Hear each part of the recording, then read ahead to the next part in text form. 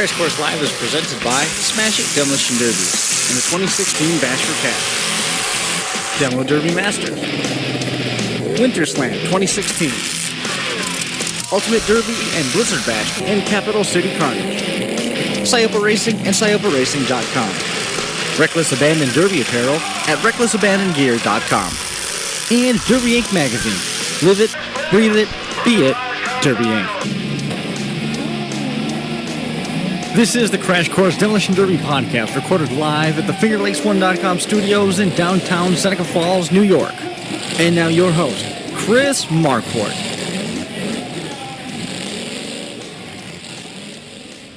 Good afternoon, ladies and gentlemen, and welcome to Crash Course Live. We are coming to you trackside from the Broome County Fair in Whitney Point, New York. Excited to be here. And we are in a completely different town and a completely different part of the state after we traveled all the way up to Dunkirk, New York last night. Here we are in Broome County. Excited to be along with you for the duration of tonight's action. Among the folks that are helping make tonight's action possible, Guy Raymond's Derby Garage. He's supporting Ian Williams, our DJ. Up front, Auto Clinic, who's presenting the Best Appearing Car Awards, which you see already taking place on the front stretch. Tom Service Center, who's presenting a $100 cash-in trophy to the compact modified Mad Dog. And For Love Grooming, another Mad Dog Award being given out, $100 cash and a trophy. Michael's Auto Sales, that's another one of our Mad Dog sponsors, $100 cash and a trophy. Auto Plus of Whitney Point, another one of them, again, $100 cash and a trophy.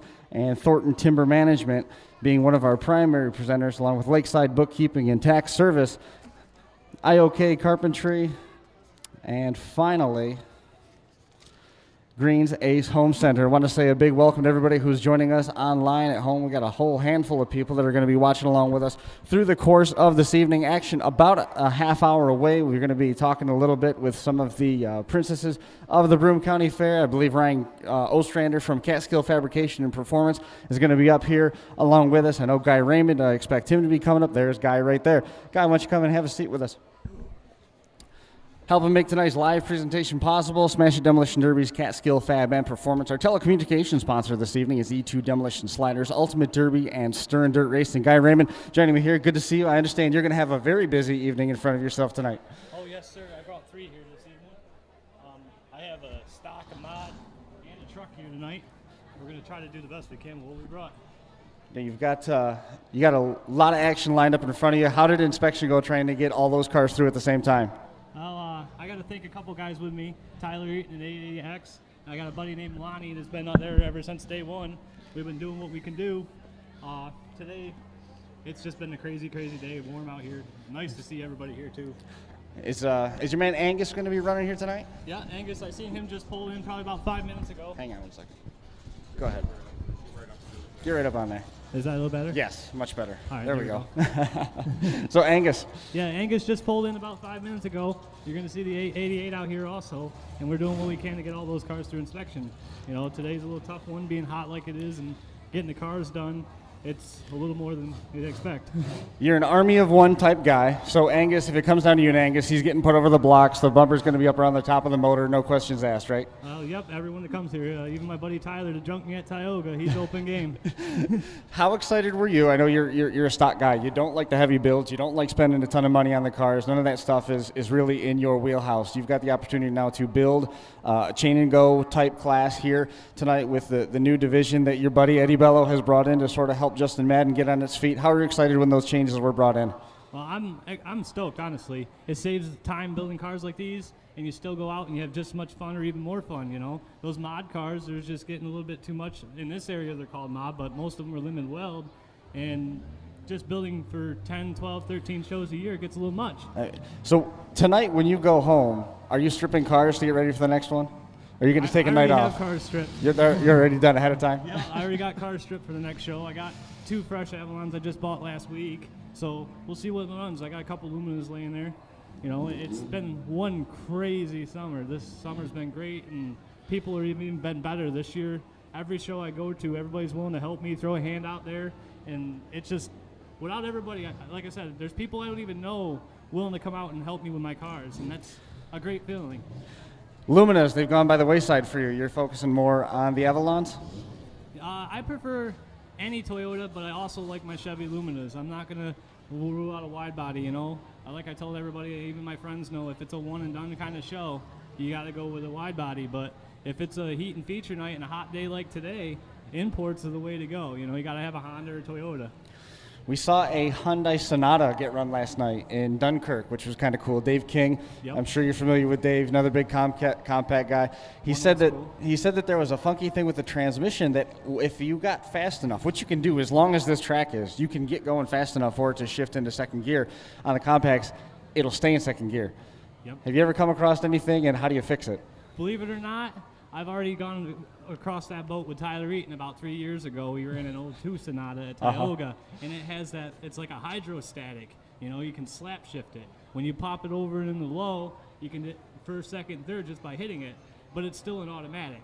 So all we do is just run the slap shifter in it. We don't even run drive. We run first through third. That's it. You know, sometimes with the track, like you said, how long, narrow this is, you could probably hit second or third from one side to the other, and that's spinning all the way. They were wrecking stuff last night in Dunkirk like crazy. They had back tires shoved up into the back seat like crazy. We're going to see that here. The modified compacts, a little bit more expanded rule book for that. I know you don't like building the heavy cars like we talked about, the chain and go. I figured you'd have 5 cars for that and nothing else, but you said you're running in all the divisions tonight. What do you think about the mod compact, and how much has that changed what we've had here in the past? Well, the mod compact in this area, to me, it's really not a mod show. It's actually more of a limited weld, because if it was a mod, they wouldn't be talking about us not running chains and stuff around the trunks. You know, they said you can only have one per side or whatever. But what we usually build for Tioga is you build what you want and you bring it and run it. Well, here they were a little stickler more on it, and I like that idea. You know, I like them being a little hard on us. Yeah, sometimes you might get a little angry. It might be a little hard on you. But in the end of it, it's fair. You know, no matter what, everybody here, it doesn't matter if it's a stock class, a mod class, or even the trucks, all of them are getting the same treatment. Everybody. I mean, that term modified gets thrown around pretty loosely. They've got the modified show coming up here in just a couple days at the Franklin County Fair in Malone, New York, where they've got this modified rule book, but really also this is the Total Destruction set of rules book, Yep. which they run in Morris. They run that at Ontario County, which is running again on Saturday. So depending on where you are in the state, the word modified means different things. How different, without using the word modified per se, is this year's regular class compact versus last year's? Last year it was more of one of those things where if they didn't see it, they didn't care. This year they're actually getting under the hoods. They're opening hoods. They're making sure they're climbing under cars. They're just, I don't know if it was too many people were worried last year or what, but this year they're paying more close attention to cars. And like I said, it's fair. You know, I know a lot of people ain't going to like it. A lot of people are going to sit out there and complain about it. But for me, being a stock guy, that's where I got my footing. I built a mod car because I had to compete with numbers. In our area, there's a lot of groups. You got a lot of guys that work together. So you had to upscale it to be able to combine with that, you know. So I think either way, our area is slightly different mod than most, you know.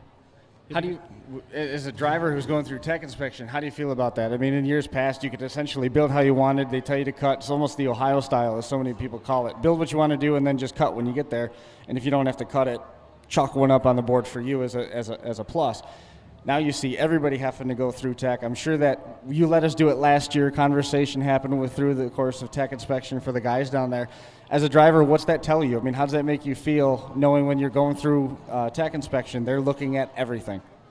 It makes me feel kind of weary in a way, but I do know what I build.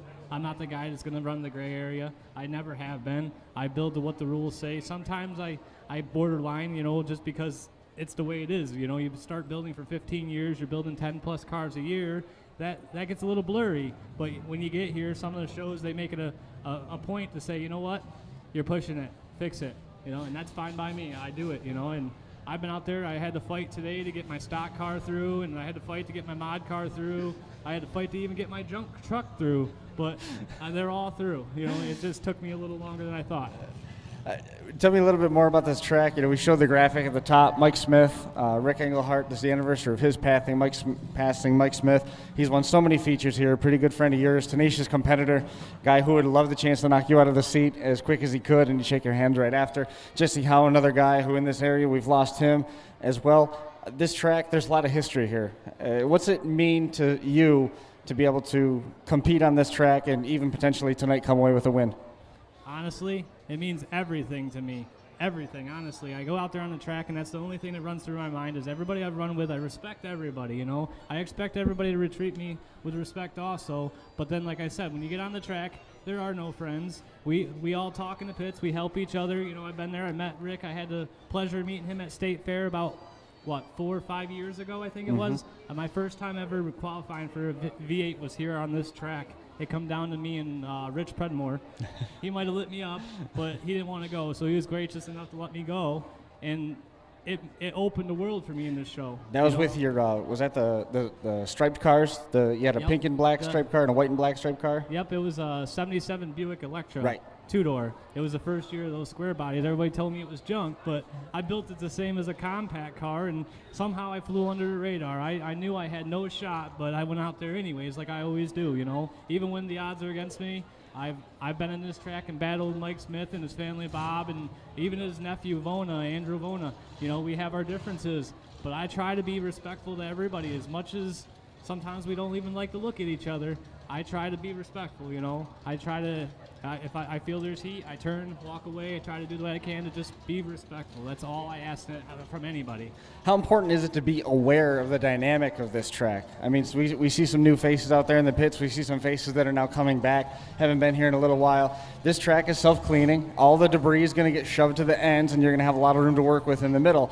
And you definitely have the opportunity to get sucked into being throttle happy. If you do too much of it, though, because things are so stock, they're a little bit detuned, you could waste your own car in just a series of 2 or 3 hits. Well, that's what I love about this track is almost anybody here, as long as you can keep yourself pretty clean, you have a shot, you know.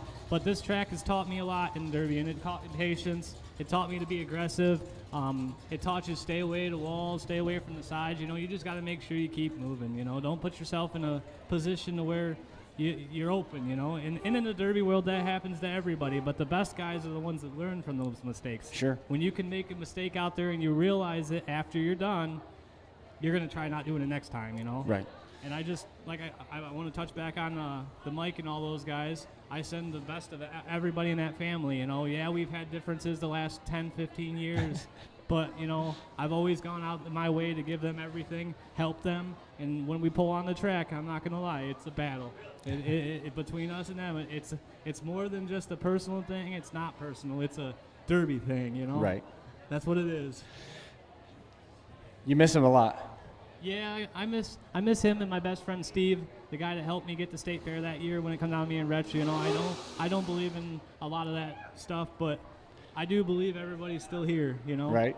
Yeah, I look around every time I go to a Derby. I see 17s, I see 33Rs. Now lately I've been seeing a lot of 368s. Jesse, one of my idols. I grew up watching him and Brett Relier and Mark Benjamin. I grew up watching these guys. Right. Some maybe call me a sandbagger or a hide-and-go-seek kind of driver, but I watched and learned from the best. Right.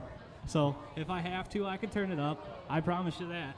So Brett Relier, he's here in attendance with an Imperial. I saw Mike Christek in the pits. Jerry Harmon, the Heartstopper, he's here with a pre-run Newport. Dan Richards. Sean McLean and Dan Richards are also here. Anthony Curtis turned it up there at Old School last year. He's also here. He's got himself a square body GM. We'll see what he can do. You know, a lot of the local Southern Tier up-and-coming drivers, you're going to see a lot of new guys out here, and most of these guys are the future, you know. And that's what I've been preaching for about 5-6 years now is let's get these guys in these cars. This stock class, I've been working tight with Eddie Bello. I've been working somewhat with Justin Madden, a little bit with Robbie Brown, Gary Brown, they know him. And this class is really opening up. You're not going to see a lot of the heavy cars you've seen in years past because this open class opened it up to everyone. So it's going to be awesome. I tell you right now, it's going to be sweet. When Eddie Bello announced his retirement, did you figure that he was going to be away for any more than a year?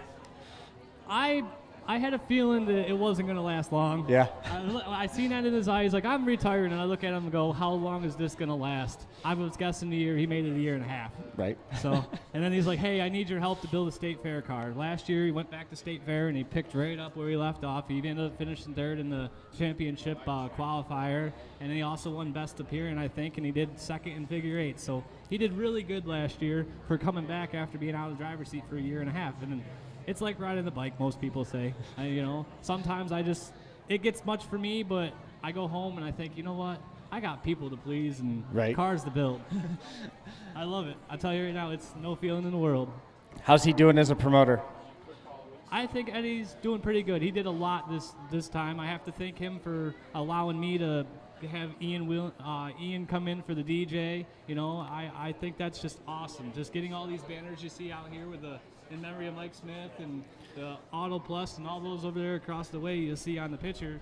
It's just awesome. You know, we've never had people like that. We never had people behind this fair before, this show, other than old school, you know. Right. It's good to make it recognized. Some of these people are going to love it, and some of these guys you're going to see are going to go out there and just junk it.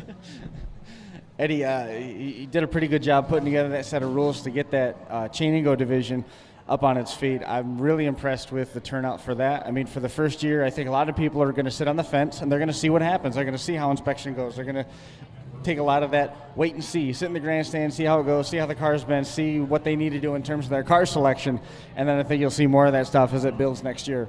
Yeah, and that's pretty much what we were trying to do for Tioga this year. You know, Robbie was in the driver's seat of Tioga this year too, and I brought it up to the fair board about maybe possibly bringing this chain and bang class back, because there's a lot of guys, like you said, they're just coming back. They've been out for about 10, 12 years, and there's guys that I grew up watching out here in compact cars. You know, it's great, you know, because these guys are the guys that I was sitting in the stands watching, and now, because this chain and bang or stock class is here, they're back out there. That's right. A great feeling to see when you're running with guys that you watched as a kid. You know, like I told you on the first couple shows I've been on, running against Richie and Brett and Robbie and Danny Godfrey, that they're at old school last year, and running with a lot of those guys just bring back so many memories for me. Well, how crazy is it now that you've gone from running against Robbie to now he's the guy telling you whether your car's legal or not? Well, eventually I'm hoping to get in that spot myself. Yeah. even if I can't drive a car, I still want to be out here and helping everybody bring cars in, and I want to try to help load them after the show and give them ideas. Like just earlier, there's a couple kids over here. It must be their first time or something. They need some help. I had their car running for them. They're out there. They're all ready to go now because I stepped out there and I taught them a lot just in about 5 minutes, you know. Yeah. Are they listening? Is that the hardest part of talking with the young guys, is making sure that they listen? Well, some of them think I'm trying to lead them the wrong way, but I don't ever intend to do that. I'll tell you everything that's in my car. Like I tell everybody, the only thing you can't teach somebody is experience. Right. And that's the only thing. You know, I can go out there and give you every book, every trade, every secret I have, but you still need to learn to drive the car. And, 10 years ago, you can just go out and send it. People love you. But that only works for a night. NASCAR, they rely so much on the, computer simulators and stuff. The only thing you got for Demolition Derby is EV Destruction. That probably doesn't help you much, huh? Oh, that's stuff I spent hours and hours on as a kid. I played the old Demolition, the very first one for PS1. I sat there as 8 years old. I remember Sunday afternoon playing it all day, all night, weeks on end. I'll tell you right now, I was just living this stuff when I was a kid. It was like you go to a NASCAR race and you see everybody buying the jackets and the collectibles. I was buying everything to do with derby cars. I was buying models. I was buying T-shirts. Every time someone would come up with a T-shirt, didn't know if it was a bad news T-shirt or a half-drunk racing T-shirt. Right. I buy them all. That's just me. You got to have them all. Got the collector set now. Oh, everything. You did date yourself a little bit. PS1, when you're 8 years old. Oh, well, maybe. That's fine. So now we can figure out that you're roughly 65 years old, right? I don't know. I don't remember when it came out. I remember when I first played it, though. That's the thing. Like I told you, I don't remember much when I was a kid except for derbies. Troy Fair was the first time ever. I went down there, watched clamshell wagon get shoved up on the wall, and it just sticks in my head. Even when I'm sleeping, I still have dreams. I had a dream one day of winning Tioga, and I finally did it years ago. So Right. It's just stuff people don't understand. Dreams are made of, One day you're going to show them, and then you're getting good when your idols become your rivals. Right. I like that. When your idols become your rivals. That's It's pretty good. It's a good one. I want to make a shirt like that someday. Why not? Might better. I think it would sell. I think It's so. just, I love being out there. No matter what, tonight I'm going to do my best to put a show on, drive the best I can.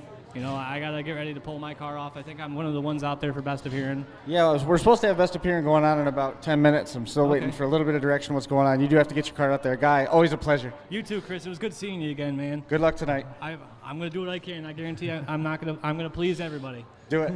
Do it up. Good luck. Thank you. There goes Guy Raymond running a ton of divisions through the course of this evening. We got a ton of the Broome County Fair princesses, queens. We're going to be introducing them here momentarily. If they want to, is all they're going to do is they raffling, giving anything out, someone tickets for anything? Nope, none of that. Okay.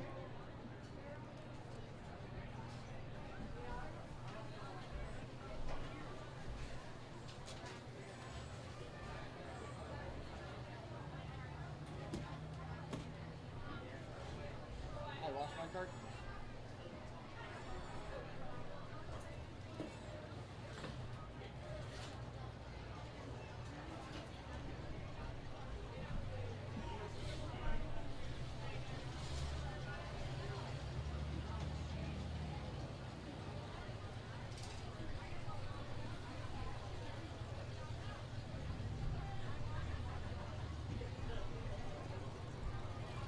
Unfortunately, we don't have a camera angle to give all you folks at home. Jerry Harmon just bringing his car through tech inspection. Getting ready for his new port to get the thumbs up and or thumbs down on the various different parts and pieces of that car. Been pre-run. He had that car here at the Kings of Old School event here a year ago, and I believe he ran that a second time at the fair here last year, if I'm not mistaken. They've band-aided that car together one more time. He's got the bright yellow on the quarter panels in tribute of Rick Englehart. All right, so if everybody could please direct their attention down to track entrance. We've got the 2016 Broome County Fair Princesses. The Little Miss Princess is Leah Griffith. She'll be first walking along the front of the grandstands. Very good. Everybody could please give her a quick round of applause. Behind her is the Junior Miss Princess, Olivia Avery.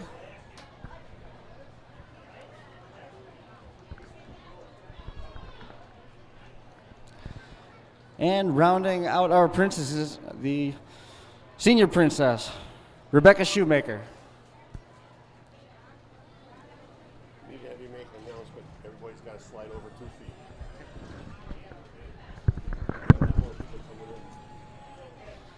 And this is a notice for the folks on the grounds. They've still got an extensive line, so if we get everybody in the grandstands to please squeeze in a little bit tighter, make sure we have room for everybody who is still searching for a seat. And as a side note, please keep those stairwells empty.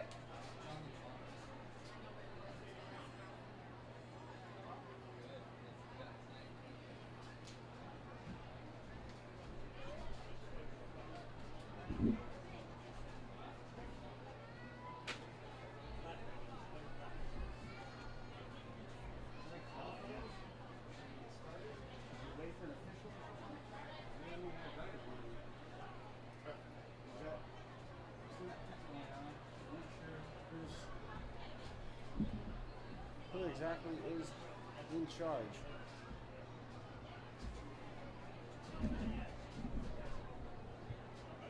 Hey, can I help? How are you? Good. How you doing? Good. That's Pete? Yeah. You want to sit down on the side with no microphone? What's that now? I said, you got to sit on that side. The problem is, Jake, is you don't have anything to lean on now. Oh, yeah, I can't get my lean in. You're gonna have to lean on me. Yeah, well. So they let anybody in here, huh? They did.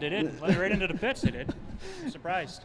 Jake Sherman hanging out with us here at the table for a few minutes as we look for a set of flags and a set of air horns to be brought out for the officials, getting ready to turn everything loose.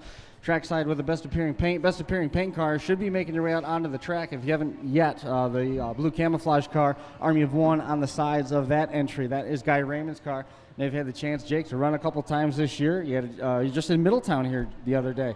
How'd that go? Yeah, went down there on Sunday for Spinning Wheels Production. Had a show down there. It was a good time. Jeremy Gully, guy who's run here in the past. Middletown, man, it seems like it's got to be a haul for you. That wasn't bad. About 2.5 hours with the two-car hauler. It's a lot of hills. A lot of hills. And you took your Le Mans over there? What's it now? You took your Bash for Cash car out there? I did not. No, I took my Afton cars. Me and Eric had metric GMs. Took down there. So how many times have you run already this year? I'm aware of 3. You had Afton, Middletown, and Bash for Cash. Did you run Kings of Old School too? No, I didn't run. I think that's it. Just that? I'm concerned. You might have had a concussion or two. Yeah, well, maybe. How many times you plan on running this year? I know Herkimer County's coming up. I thought maybe you'd have a compact put together for here with the chain and go rules. I mean, you're pretty successful in W bodies when they do chain and go. I am actually. I had a car that I planned on bringing over, and it was one of those things where the car was already built before I seen the rules, and I've seen the rules, and I'm the type of driver. I got more respect for the promoters than to try to bring a car that's not going to pass. So I left it home. I figured I'd come over and support them by watching, and I'll take it to. I'll probably take it back down to Middletown Sunday. That car, just got a bumper welded on, so it went past the rules for the chain go here. We were out in Dunkirk yesterday for their qualifying night in Chautauqua County, over south of Buffalo, about 45 minutes southwest of Buffalo, and their drivers had this weird paradox of an argument that you kind of touched on. They were saying that they want the rules to be enforced and they just want to go out and have fun, but half of them didn't build cars because there wasn't enough money. And then they were complaining a little bit because when they were trying to enforce the rules, they were allowed to get away with it last year. So you've acted in various parts of Demolition Derby, be it from an announcer, being a co-promoter, being event emergency planner, and things along those lines. You go down there and you work with Jeremy Gully. What do you do to try and solve some of that seemingly paradoxical argument where there is no right answer, because no matter which way you go, you're going to be called wrong from the promoter side? I think it's important just to get the word out early and let people know. Just get ahead of it and just say, listen, I understand how things were in the past, but this year you get out early, go to the things like the banquet, your holiday party that you had, and get with drivers and get with people and let them know before the season starts, hey, I understand that we had some things last year, but understand that this is the way it's going to be this year, and be firm and just be straightforward with people, and I think that'll probably help out a lot so people know exactly what to expect when they get to the show. I think it's more of the complaint is you don't know what to expect. It's like you don't want to travel 3, 4, 5 hours to a show and either show up overbuilt so you can't run, or so underbuilt that you're not competitive. So if you're straightforward right from the beginning, I think that's a good way to get in front of it. Is there any potential for drivers to have just a regular conversation with promoters, or does it always have to degrade into a screaming match? Well, I think if the conversation's made before the show, yeah, it's certainly apt to be a little more civil. That's the key, is getting it out. But it's on both ends, though. I see it both sides. I see drivers, that complain about the promoters not enforcing rules, or vice versa. But then you have drivers that show up knowing that they're not going to pass and still try to build for rules that their car won't pass for. Right. So I think it's on both sides. both the drivers and the officials and promoters just got to kind of get together. And like I said, I think with more things like your New Year's party that you had, where drivers and promoters can get together away from the show, away from the Derby, the stress and all this stuff, where they can talk and work things out. Those kind of things will be a great success in the future. How was Bash for Cash? You were so excited to run Bash for Cash, you took your road car off the road, stuffed the plates in the recycle bin with the glass and everything else, and smashed it. Oh, actually, I put the plates back on. Even better. Actually, I had a great time out at Bash. It was a great show. Really enjoyed going out. The drive wasn't so great. As I had a couple flats and stuff like that, which is my own. Obviously, I get more maintenance in my Derby cars than I do in my road vehicles, I guess, sometimes, like a lot of drivers. All in all, I really enjoyed it. Enjoyed the show, the atmosphere. For my particular class, I thought tech was light. I would have liked to see maybe the tech be a little bit more stringent. I know the other classes, the tech was very good and very stringent from what I watched. But I was 3 days in by the time we got there and got teched, and I'm sure them guys just wanted to get through, and we were a filler class, so I understand. But it was a long drive for being underbuilt, What was it like there? Did the atmosphere match what you expected it to be? Was the competition level and the pace of your heat? You ran in the wire class, which was the heat of the weekend, judged by pretty much everybody who was there. What'd you think about the atmosphere and things along those lines? I don't know, the atmosphere was real good. I hung out most of the weekend with Mad Mike at Freesia at his area. That's where I happened to park, and so I got to see and talk to a lot of people. I thought the pace of the show was real good. The heats for the compacts, once you start putting that big money in there, I think that slowed the pace down a little bit. We kind of joked that even the compact drivers, pace slowed down with that kind of money, but the feature was real good. I thought the show overall was very good. I enjoyed it. A lot of people. I don't think anybody in Ohio walks. Everybody has a four-wheeler or a go-kart or a golf cart. All day long, they just kept driving by. At least the ones that were at the Derby, right? Yeah. Excited to come back here again. You're back here at Whitney Point. Glad you're able to. We were able to connect. I haven't seen you since Memorial Day. Yeah, it's been a while. I always liked this track, actually. This was always, over the years, I'm not far from here. I'm about half an hour away. And I've always really enjoyed this track. It's, it's somewhat local. It's a small, narrow track, but, you can still get hits in. And I just grew up over here watching guys run, Harold Benjamin and Jesse Howe and them guys just come out here, with the Imperials, their old 60s Fords, and just, it was just a good time coming up here and watching. And what was your Bash for Cash car again? It was a 76 Cutlass Supreme, which is apparently they don't see a lot of them in Ohio. No. Because I must have had a dozen people ask me what kind of car that was, and they're pretty popular here, but out in Ohio, I think they're dirt track cars, and nobody really runs them. So. Interesting. It's funny what the popular car of choice is depending on where you go. I mean, it's just a sea of 80s Crown Vics of mid-90s Crown Vics as far as you could see for the 80s class out there, and just wagon after wagon after wagon after. Then behind that is just layer and layer and layer of GM, but it's all full-size stuff. None of that compact. You didn't see a lot of Monte Carlos. You didn't see a lot of the Malibus and stuff like that. Yeah, it wasn't much for the mid-size there. But how about Eddie down there on the track? Eddie, you about ready to do this best appearing car stuff? You want to do best appearing paint? Yes, no? Not yet? Not yet. That answers that. Like I said, I've always enjoyed this track. I don't remember what year it was. Probably the most fun, or whatever you want to say, the heat that I've ever ran was here. I'd have to say it was late or early 2000s, maybe 2001, somewhere in that area. Is this the Imperial story? No, that's not the Imperial. That was 2010-ish, I think. I came here in it was the second year they did trucks, and you were allowed to have four-wheel drive. Uh-huh. And I tell you, it was a blast. Yeah. It was a blast. Hadn't really seen, this was one of the first places that really opened up to trucks was here in Broome County. in our area. I'm gonna say it was probably early 2000s, somewhere in that area. How about, well, first of all, before we get into the having fun thing, what about that Imperial story for 2010? Oh yeah.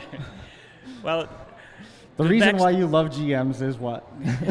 no, the backstory on that is I came here. I won 4 years in a row. They used to do. I don't think they do it anymore, but they used to do a fireman's heat, Right. which was no entry fee. It was kind of for fun. It was just kind of just for fun. And I came up here. I won that. I was 4 for 4, and I wanted to come up another year and try if I can be 5 for 5. And I got here, and the other participants see me pull in, and they didn't want to run. Right. They said, we're not running if he's running, and they didn't do the heat. The promoters were nice enough to put me into the modified heat with a stock car, but it wasn't Imperial. And it was a good time, but I got pushed way up and over the wall at the end, and it was a real good time. I just love any story with Imperials. I picked up another box car, another full frame Imperial, so I'm going to give another one a shot. I've always been my GM guy, but as a matter of fact, I was just out in the pits now looking for some Mopar parts to put it together. So Yeah. You stopped down to see Ryan Ostrander from Catskill? I did. I spoke with him for a little bit. I got a neighbor who wants to get into a car, so I'm using up all my battery boxes for my stuff, and so I'm going to see him pick up a battery box before I leave before the end of the day, so my neighbor can have a car to take up to Norwich. What are you building for them? What are they getting? For Norwich? Yeah. He is given my sponsor, Bainbridge Auto Center, gave him a Taurus, Ford Taurus, to run up there for free, and he gave me a Camry and a Cadillac to take up there. At some point, I got to make a run back down to my truck because all my pens and everything got left in the bag. We need a pen? I do go. Okay. Want to grab a handful of pens out of the truck? Keep going, guys. So, My wife, Robin, joined me tonight, so. Sending her running. Does she want to take the keys and go down to my van? There's a whole bag of them in the back. I just didn't. No, I'm parked right outside here. She can grab some there.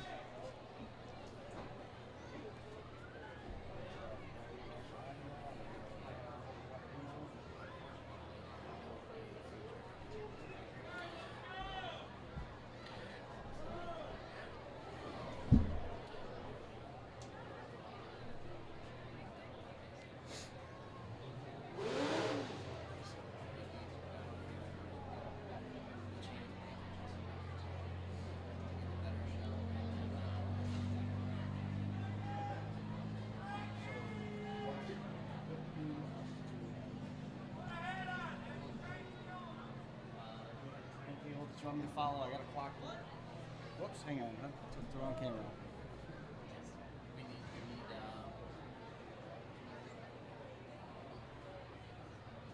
still running cars from the tractor. How about this? There's one going through. Alright, so here's an easy way. Right in front of you, they're sitting here. I got Facebook Messenger up all over the place. Shoot me whatever you want done. Do you want me to target 6:45 for National Anthem and then do drivers meeting or drivers meeting and National Anthem at the same time? Yeah, we're going to do the drivers meeting with the National Anthem, and then we'll do the security law. Yeah, we're just getting game plan set up here for the evening. You want me to do?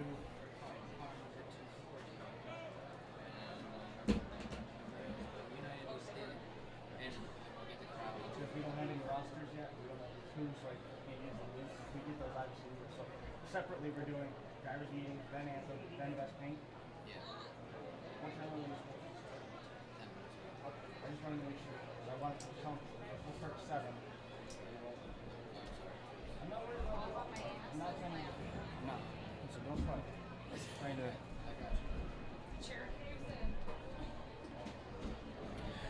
We're glad to see them bring back the best painted cars or the best appearing cars. A lot of shows gotten away from that. It seemed like the last couple of years, and I like seeing that because there's more than just building the cars.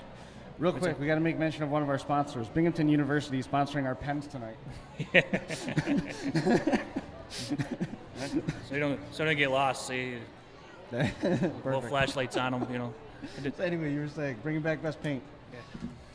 You know, because and I get that too.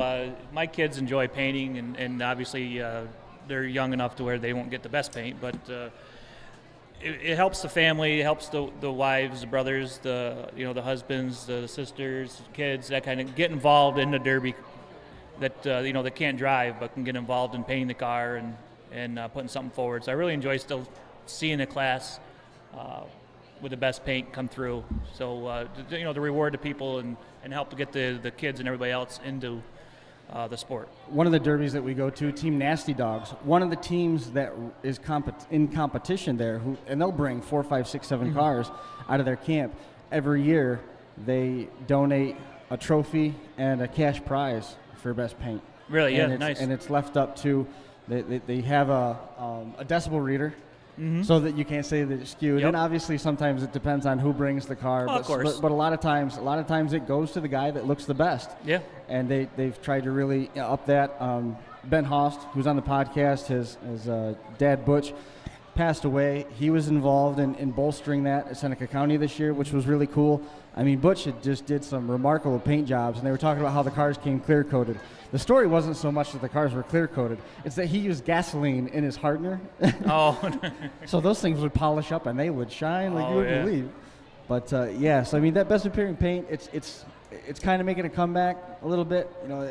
I got to be honest, sometimes, especially in the old iron cars, when they show up and they're still the factory color with the burn marks on the paint and stuff, yep. They look mean. They do. But that's not necessarily going to win you any prizes either. Still trying to get everybody in off the midway. We've got what looks like one of our final cars going through tech inspection right now. 4 more. So we got 4 more coming through tech. We've got more folks off the trailer and going through tech inspection. We've got most of the cars already staged in the corner. Pretty interesting the way that the tech inspection worked at a couple of these shows that we've been to on the road in order to get that last minute push eliminated. So, because I mean, obviously, if the show is supposed to start at a particular time and you come through the gate 5 minutes before that, odds are they're going to just shove you through tech inspection. That game's been played by derby drivers for years. Oh, yes, it has. I'm sure you've never done that. Actually, I never have. I came, one time that I was getting ready to load the car, and the fuel pump started leaking. Had a mechanical fuel pump on it, started leaking. So I tried to shoot over to the parts store and get a pump, and it was I don't remember now, 74 or 5. And so finding parts sometimes isn't always the easiest. So I shot over, I got a new fuel pump put on, and I raced over to the fair, and it was 5 minutes before the gate closed. And at this particular fair, they told me, thanks for coming, don't bother. And I watched. I didn't get a chance to go through, but I've been to shows that started at 5 o'clock and cars were showing up at 7 and still getting teched. Wow. So I've been on both sides of it. Sure. There's ways of, I think, getting around that. You got to be firm with your gate closure time, I think, and firm with drivers. And like I said, they need to know exactly what to expect. And maybe like a graduating scale. You show up. 2 hours before the show, and it's discount on your entry fee or something like that. A couple places that we've been use index cards. When you go through tech inspection, if you don't turn in an index card where they can write down the stuff that you have to fix, then your car doesn't get teched. Other places that we've gone, they've taken it a step further to address that start on time situation where when you come through the gate and you pay, your index card has a timestamp on it. So if you got here at 3:30, it says 3:33. Yes. 3:34, 3:37, 3:45. And if you're not in tech within an hour of what that says on your card, you don't get teched. Really? You're out. You're done. No, I don't care how stock your car is, how legal it is. It could be the most bone stock car, running the most modified heat in the country. If you're not through tech at that time, and that also puts pressure on the tech inspectors to not only be thorough and efficient, but to also move the guys through and be very, very clear on what needs to be done on the tech stuff. Because if you force guys to fix stuff but don't give them the time to get back through on their second timestamp, then you've essentially put that guy at a disadvantage. Yes. So there's a check and balance in that for both sides, both the driver and the promotional staff, which I was a huge fan of that, and it worked. I mean, nobody didn't get through tech inspection, and everybody came really early to make sure they had extra time to screw around in the pits. Oh, good. And I always thought that the idea that I'm going to work with is I'd like to have instead of having a flat entry fee, if say it's $50, I would like to do sell you a pit pass for $20 and then a $30 inspection fee, for an example. It still equals the $50, but where there's a wiggle room with that is every time you come through tech, you pay the tech fee. So if you want to come through the line 4, 5, 6 times, because that's what clogs up the lines, is the drivers that The retechs. the rechecks where you'll tell somebody to cut something and then you'll give them a 3-inch space to cut, but they only cut it 1 inch, and then they come back, and then they cut another inch, and then they come back. It just clogs everything up. So my idea with that would be to charge a tech fee. Every time you come through, you got to pay that fee again, and then that money could be returned to the drivers either in hard luck or whatever the case is. And I think maybe that would help cut down. They did that they did that in the form of points with the Reckless Warriors Tour last year with Bo Lockwood, and they did that with cash at Crossroads of Destruction this year in Albert Lee, Minnesota. That's they right. had to and there were some guys that did not have to open their wallet basically at all because they registered ahead of time. They got through on the first pass, and that was that. It was easy. Some other guys that were not so lucky. Yeah. Price to be paid. So again, a couple cars still making their way through tech inspection, still trying to get all of our guys out on the midway, guys and gals that want to watch the show in through tech inspection. Drivers meeting going on down here off to track entrance.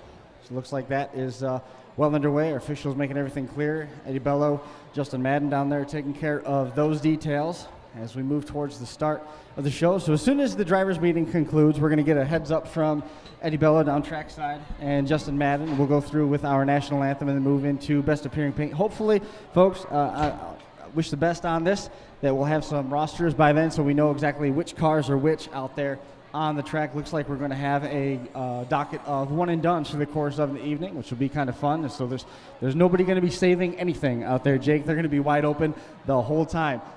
So we'll see the one and dones go through, crown some champions, decide who's going to represent Broome County at the New York State Championship in Hamburg, New York at the Erie County Fair. It's weird to say that.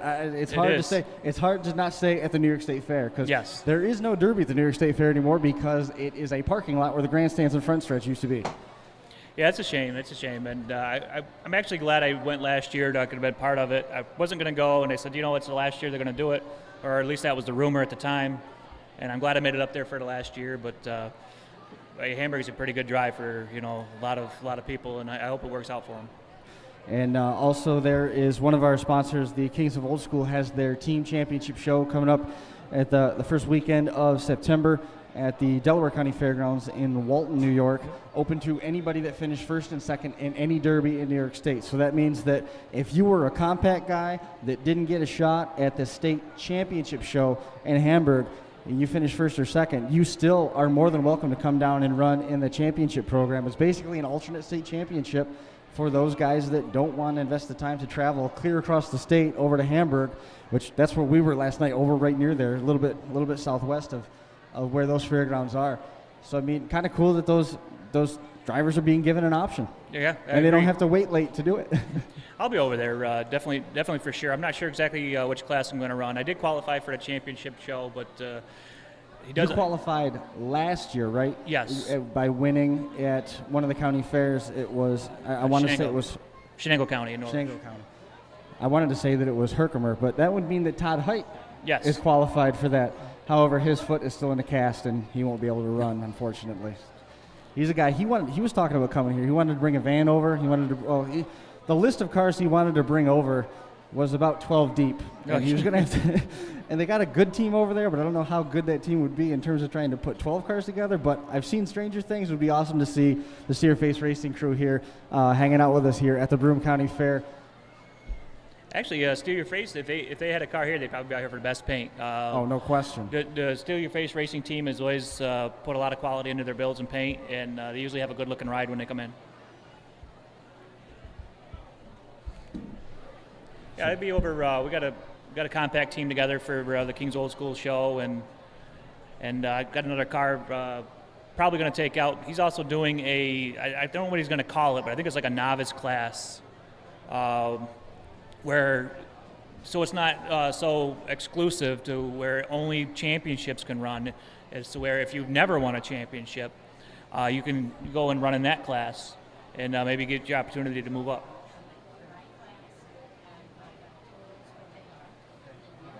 it looks like we're getting driver's lists here.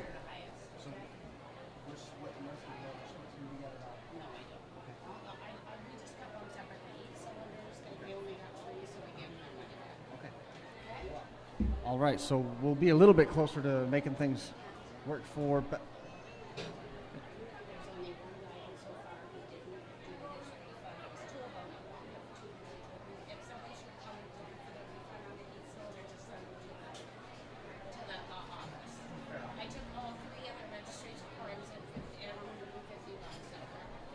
Great.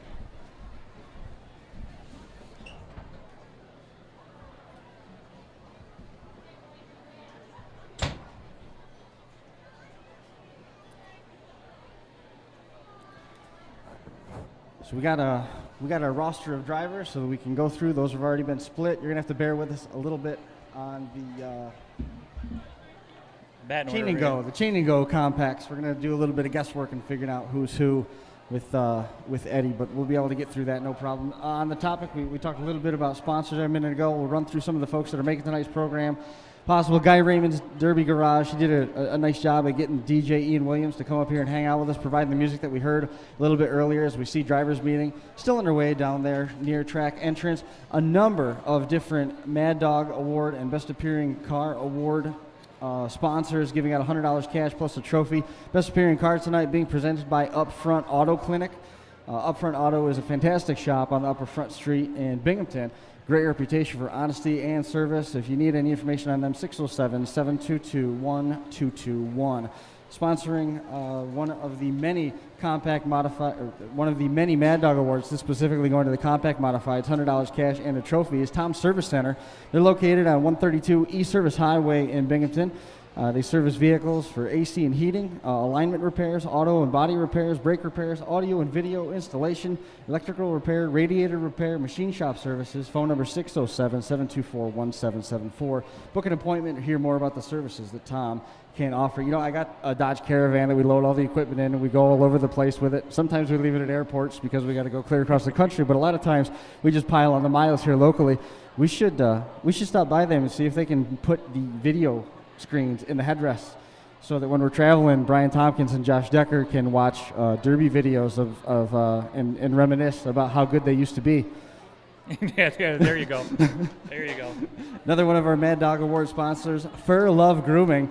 All the fur, all for the love of dogs. Mad Dog Award, $100 cash and trophy. Fur Love Grooming is located in Whitney Point, accepts all dog breeds. Call Jamie at 607-634-4046 to book an appointment or hear more about the services of Fur Love Grooming. You can follow them on Facebook, all for the love of dogs. Michael's Auto Fur Sales. Love Grooming, actually, it's donating to the Mad Dog Award. That's actually a little ironic. That's ironic. There's a lot, that works on a lot of levels, doesn't it? Yes, it does.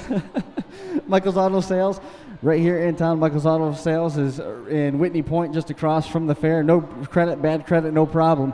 Michael's going to help you get into the car you need. Stop in to see him. Visit www.mikeapprovesall.com. It's $100 cash and a trophy. I just stopped over and seen Michael on the way in over across the street at Michael's Auto, and he's got some pretty cool stuff over there. He had a 61 Dodge. That was pretty neat. He had a new slingshot over there. Yeah. I thought that was pretty cool. It almost looks like the Batmobile from the front, you know, right. the new slingshots. And he's got a NASCAR in there, too, and he's looking to retail all those. So it's pretty interesting. Just at least check it out. I thought you got all your credit problems fixed. Auto Plus of Whitney Point, another one of the Mad Dog Award sponsors, $100 cash and trophy. They're located in Whitney Point as well, just across from the fair, and they're going to offer all drivers and fans 10% off their next purchase when you bring in your fair admission ticket. So that's kind of cool. Auto Plus, right across from the fair, 10% off your next purchase from Auto Plus right here in Whitney Point. Another one of our primary partners. Yes, sir. Yeah. You need that back down on the speakers just a touch. You need the, yeah, just a touch so they can hear the driver's meeting. Thornton Timber Management. Brent Thornton is the proprietor of Thornton Timber Management. They're a main partner here at the Broome County Fair. If you need logging, land clearing, fence posts, firewood, please reach out to Brent Thornton, 607-237-4390. Big thank you to Thornton Timber Management for their support. Logging, fence posts, land clearing, firewood, Oliver Road, and Lyle. Remember when Mark Benjamin had that Chrysler wagon? that had the fence post in the back, the 4x4 wood block inside Yep. it was like the access door, and basically the door was closed and they had the fence post inside it. That was, I wonder if that was timber that came from Thornton Timber Management. Yeah, there you go. Possibly a railroad tie. Lakeside Bookkeeping and Tax Services right here locally. They're on 2621 Main Street in Whitney Point, New York. Kimberly is the person that you want to get in touch with at Lakeside Bookkeeping and Tax Services, big partner here at the Broome County Fair and our Demolition Derby action. And rounding out our final two, the IOK Carpentry Group, IOK Carpentry, 607-206-8636, your source for spray foam insulation and all types of roofing, specializing in high quality, highly reflective white rubber roofing. Kind of cool. Yeah. Throw some solar panels up on top of that and you'll be greener than ever. There you go. Yeah. iokcarpentry@gmail.com. Looks like the drivers meeting is wrapping up down there on the track. Rounding out our sponsors, Green's Ace Home Center, 2563 West Main Street in Whitney Point. That's the Ace Home Center. Paint, tools, electrical, plumbing, hardware. Feed, lumber, Carhartt clothing, steel power equipment, and more. 607-692-3400. And that brings us back to the front. So, ladies and gentlemen, just about ready to get underway with our opening ceremonies. All right, so we've got a bunch of our drivers down on the track. We're going to do our best to let you know who. Can't see number on a lot of them anyway. Ladies and gentlemen, if you would please join me in offering a couple of remembrances here. Last year we didn't get the chance to talk nearly as much about Mike Smith, one of the most notorious drivers here. We saw him do some incredible things in the junk run, great driver in the compacts. We unfortunately lost him a couple years ago. Remembering one Mike Smith, driver of the pink and green, number 17 with Half Drunk Racing. We see the banner over there. Ladies and gentlemen, if you remember Mike Smith, please, if you would, give him a round of applause.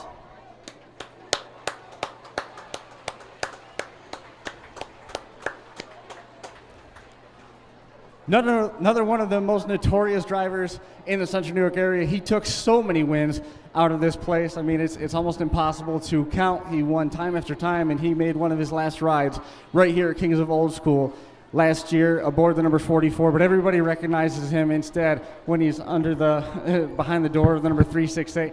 Ladies and gentlemen, please remember, if you would, with a show of applause and cheers for Jesse Howe.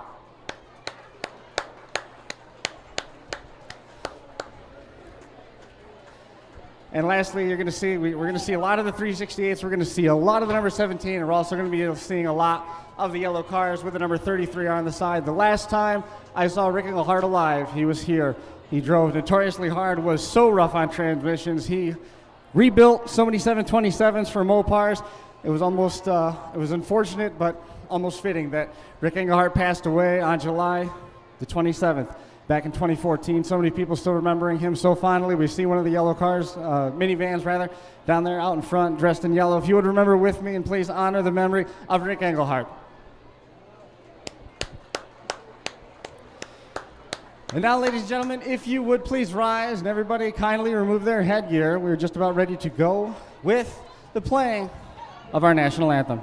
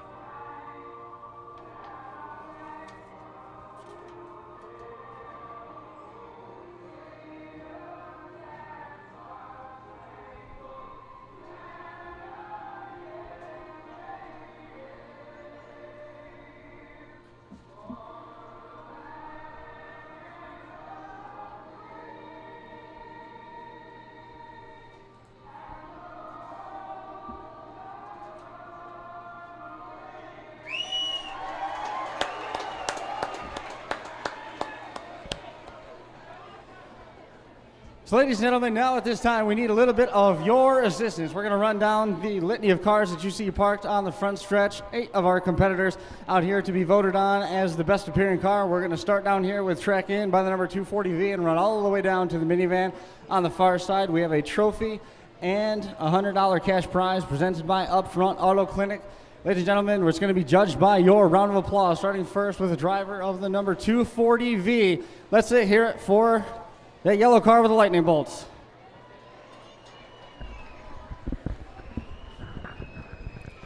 Right next to him, celebrating our flag and country in the number W88. How about a round of applause for the Buick?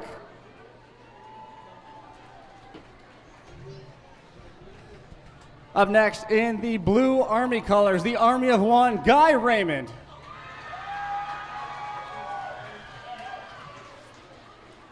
Next to him, the Redneck Racing with the Confederate flag on the side, the black and orange colors, driver number 909.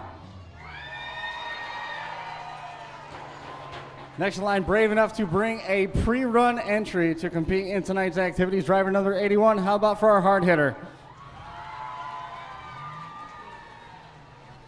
And next, Trooper Josh's cars, the black and white police-themed automobile.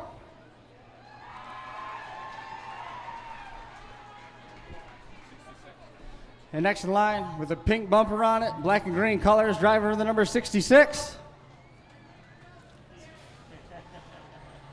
Rounding it out is our yellow minivan. How about a hand for our minivan?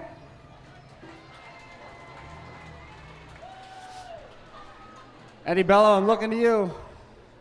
Run it down between these three. Let's hear it one more time. We're going to go the opposite direction for the driver of, going the same direction. How about for the driver of the number 01X, Guy Raymond? Black and orange, number 909. And our hard hitter, number 81.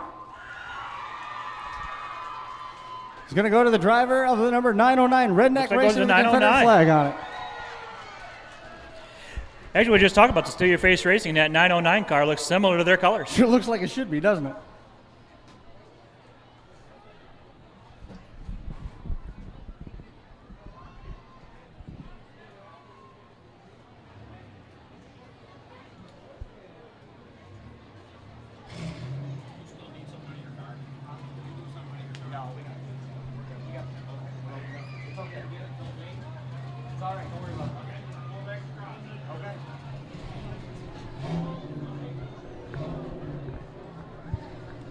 All right, so the compact modifieds.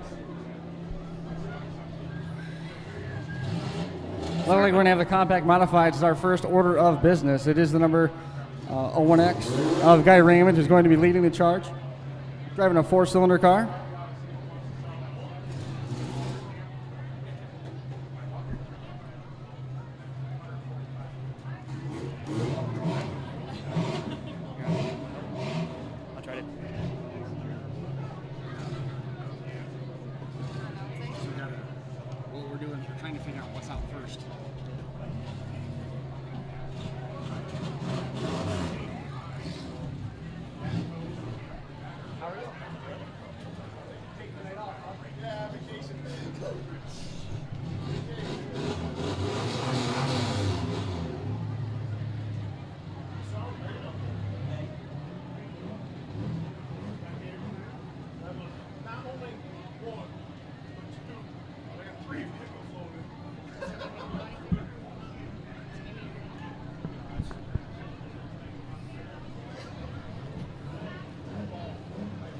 One thing I always love about these county fairs is there's always such a mix of vehicles. It's not all the same cookie cutter. It's a great showing of different vehicles.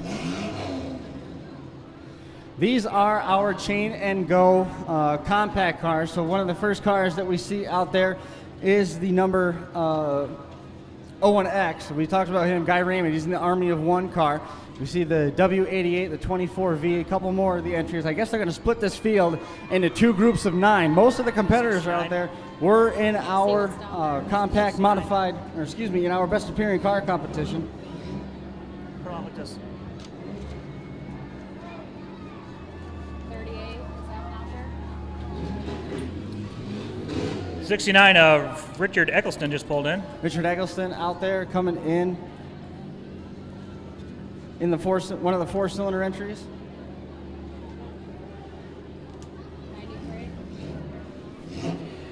The 88W, one of our best paint cars, looks like Harold Walburn. Harold Marshfield out there in the 240V. 1, 2, 3, 4, 5, 6, 7, 8, 9. We got 10 cars out there.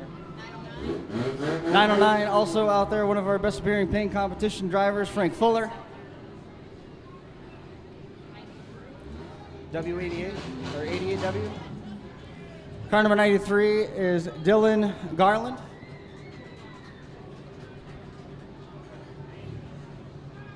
Or perhaps that's Gaylord.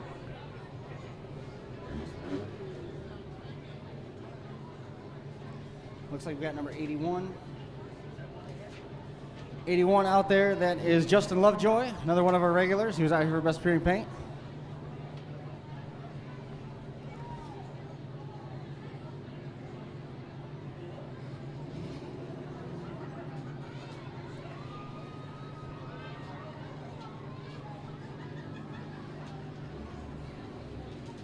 W88 or just an 88? No, I don't. It's over here. It's or 88W. You already got him already.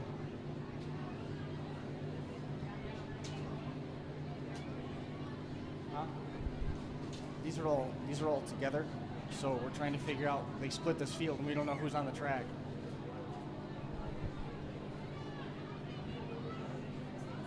Trying to figure out who's out there just by car numbers. Waiting for the all clear trackside, trying to figure out who's still out there on track. Not sure. Eddie Bello going through car by car.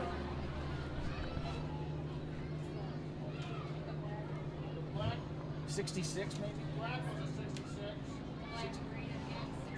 There's another one of our entries. Wayne Teeter is out there in the number 66. That's the Trooper Josh car.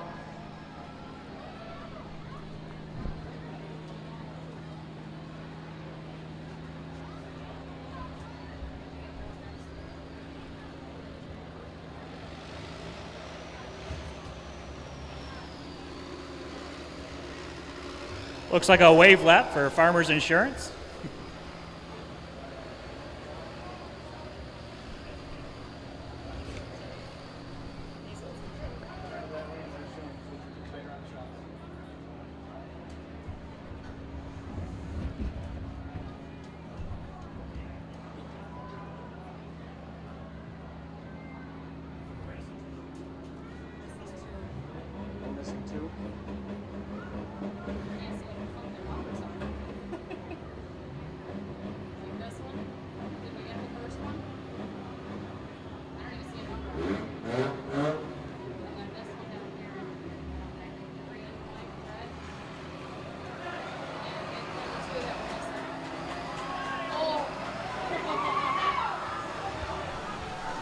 Well, looks like them drivers are going to get a little bit of a bath.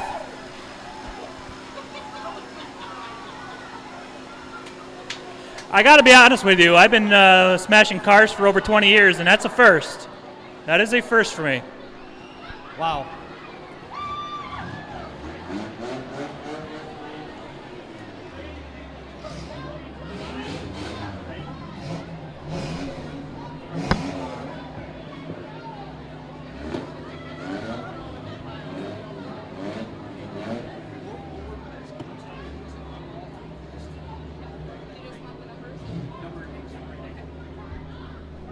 Still waiting on all clear down trackside. We good to go?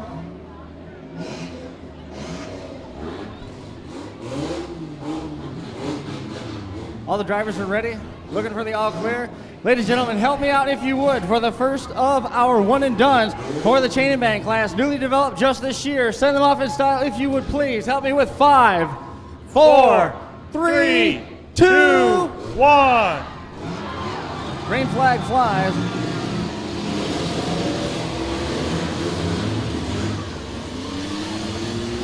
Four MK car coming out with good contact right off the bat. Still number 4 MK.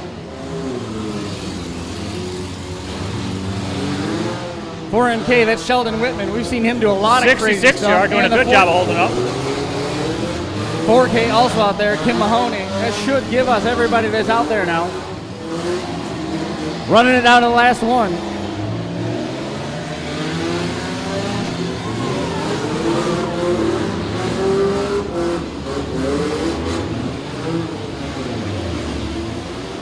$4MK of Sheldon Whitman winds it up big, makes a big shot.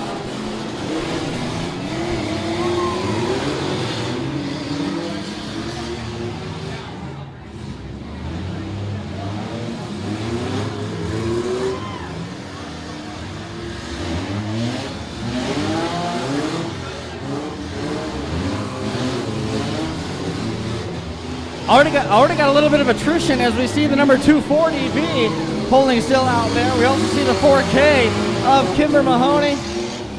And that 909 also holding still. Guy Raymond trying to run the night. Might have almost gotten a little bit too wet out there. I mean, those guys are doing some pretty serious RPM.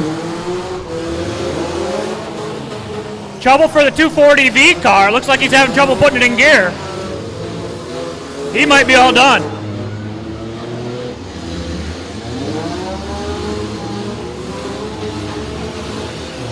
The 909, our best pier and paint car, has not moved on the clock.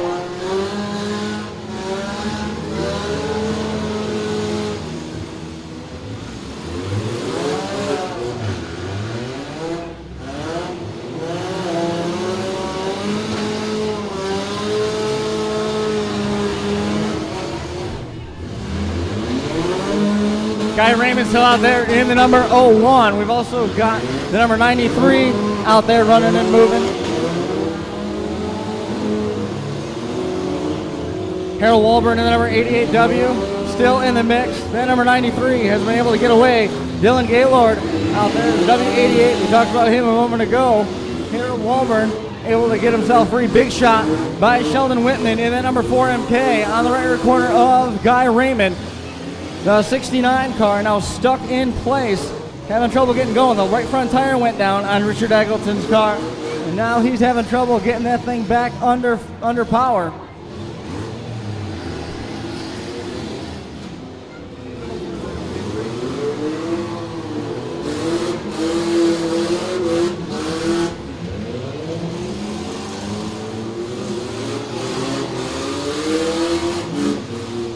'81 looking pretty healthy still out there. The red and black colors of Justin Lovejoy. That was the pre-run car. You see the number 66, also still running strong, Wayne Tweeter. Guy Raymond in the number 01X, flat right front tire now. Looks like the left front pitching in real bad on that number 88W of Harold Walburn's car. Could be a problem developing on that entry. The number 66 backs up into him, right front tire exposed. Wayne Teeter in the monster black and green colors. Sheldon Whitman has a great run going right now in that police tribute car, 17-33 on the quarter panels. Looks like the 66 car lost a radiator.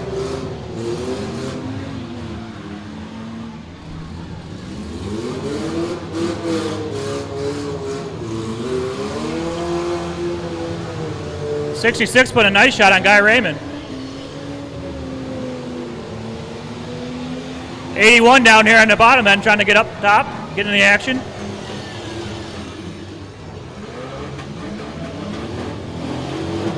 And here comes the 4MK.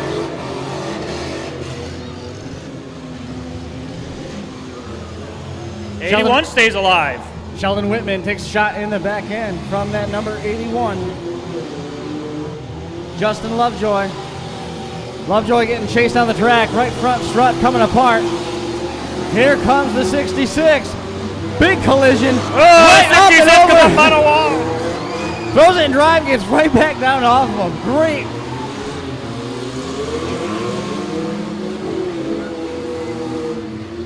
Smoke now pouring from under the hood of Walburn's number 88W. Sheldon Whitman. Smoke also pouring from under the hood of the 4MK.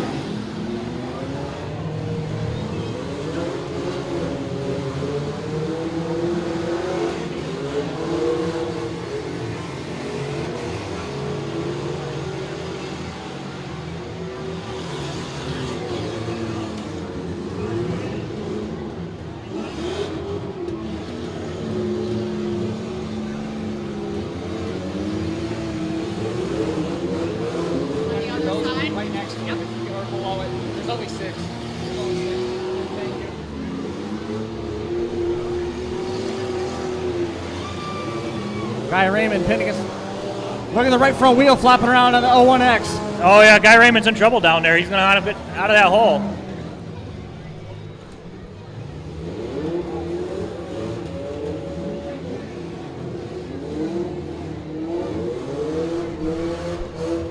'69 has been able to get back underway. I thought he had been timed out, but he Looks is like they back got into underway. Guy's CV. I think his night's going to be over.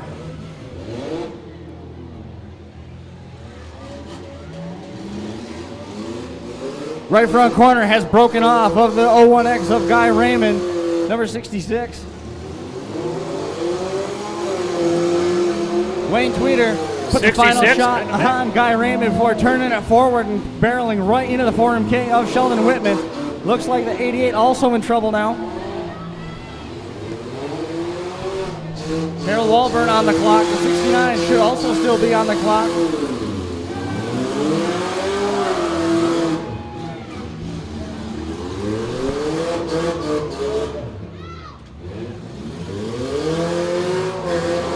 And we may be down to 3. We got the 4MK to 66 and 81 car.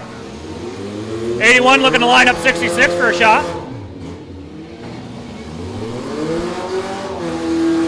Justin Lovejoy in the pre-run, trying to limp his number 81 back around to make active contact. Got him against the wall, against the number 66 of Wayne Tweeter. Opening round of action here at the Broome County Fair. Excited to have everybody joining us here in the arena. Jam-packed capacity crowd, a ton of people joining us, watching at home. Sheldon Whitman trying to limp that 4MK back into an offensive position, and he's having a hard time. It'll steer to the right, but it's dragging a lot of extra weight and mud behind it, as that number 81 of Justin Lovejoy starting to rally the troops in that, solely focused on the number 66 of Wayne Tweeter.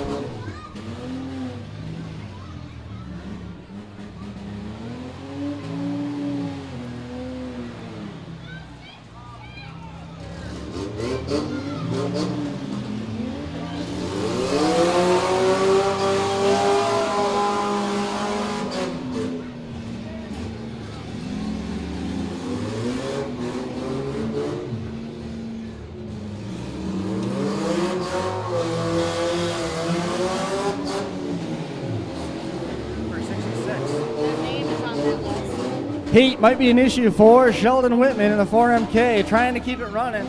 Grabs reverse, it's barely limping. You might run more one car. Wayne Teeter in the 66 backs it up. Number 81, the pre-run car, being driven by Justin Lovejoy.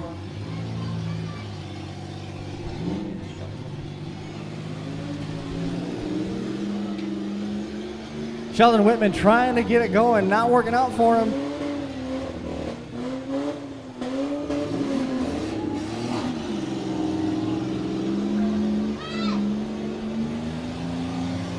Wayne Teeter in the 66 has thrown in the towel, so we're looking for our first winner of the night, the number 81 of Justin Lovejoy, with his nose out. Eddie Billow giving him instructions to get some distance. And Sheldon Whitman throws it in reverse in that 4MK, working backwards now. Goes right into the front of the number 81, Justin Lovejoy.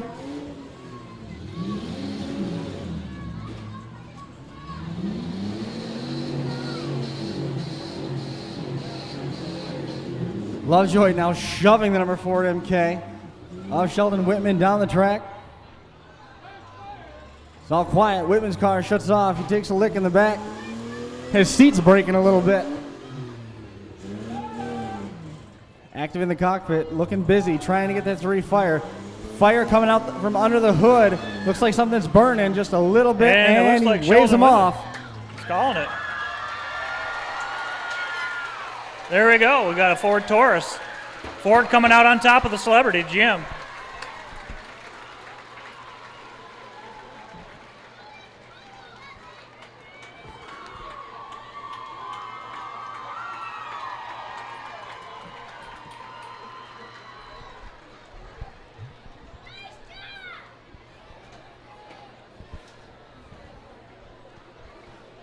Ryan, kick it right back down on these guys if you would.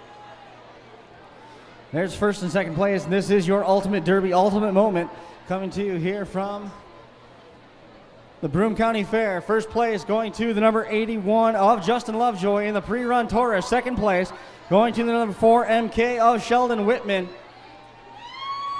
Third place unofficially looks like it's going to go to the number 66 of Wayne Teeter. Great run for him. Boy, he was laying some hits. Yes, he was. Definitely laying down some pretty hard hits.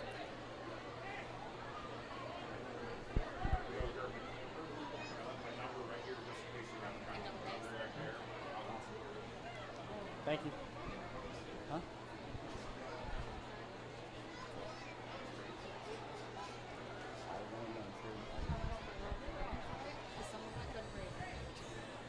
I am so glad that Robin came tonight. Yeah, me too. I wouldn't even worry about it. So fire crew is putting the fire out down there trackside. No red flags. Our red flags tonight being presented by E2 Demolition Sliders. He's also been a regular contributor to Crash Course Podcast and Crash Course Live and different times when we were live all over the country. So glad that everybody's online and here in the arena joining us. Still looking for the official word on who was heavy hitter. Hey, trackside. Heavy hitter. Also, that's the number 69 or number 66?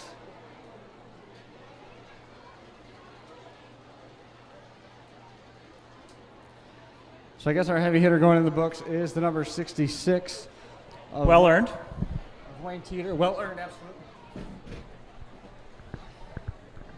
So we'll kick this back over here so that everybody can. Like I said, that's what I really enjoy about county fairs is such a different barrage of cars. I mean, you got the Camry for the heavy hitter. You got second place coming in with a celebrity. And Sheldon's had a lot of luck with those celebrities. He really enjoyed them over the years. Hartford and then, Fair. Hartford Fair. I was at the losing end of a couple of those shots down there at Hartford with the celebrities that him and his brother had. And then, of course, the Taurus taking out the win. The front end, we're looking real good on that.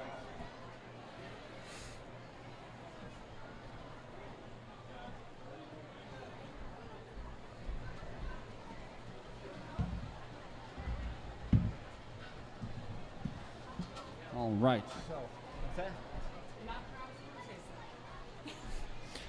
How many are they pulling out for the feature? Are you aware?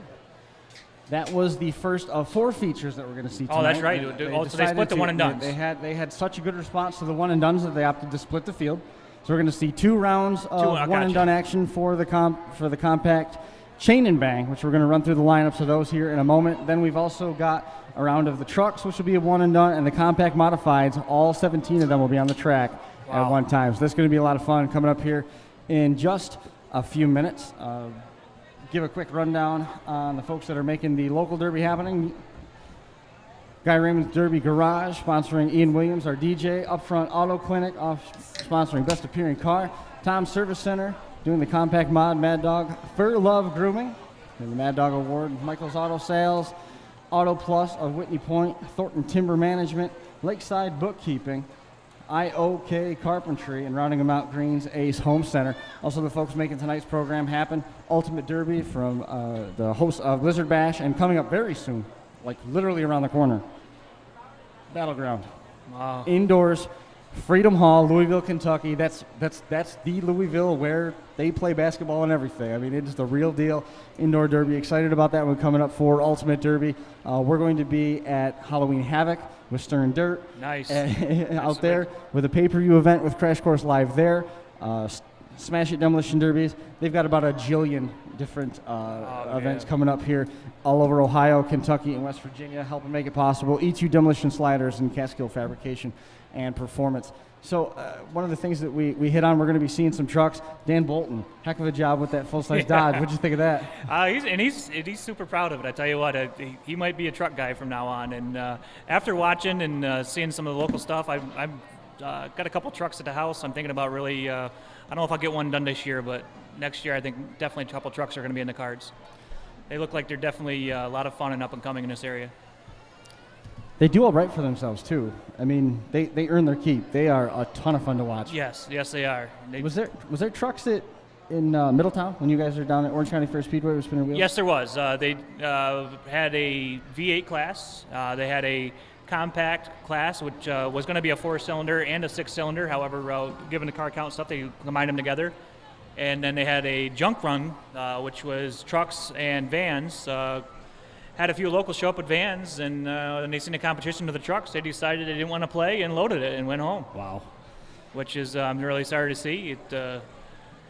You never want to count yourself out.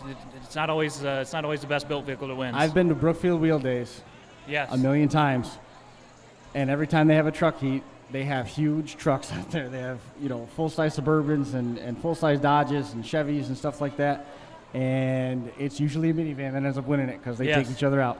The dinosaurs get knocked apart. I wouldn't be so quick to count myself out, but what do I know?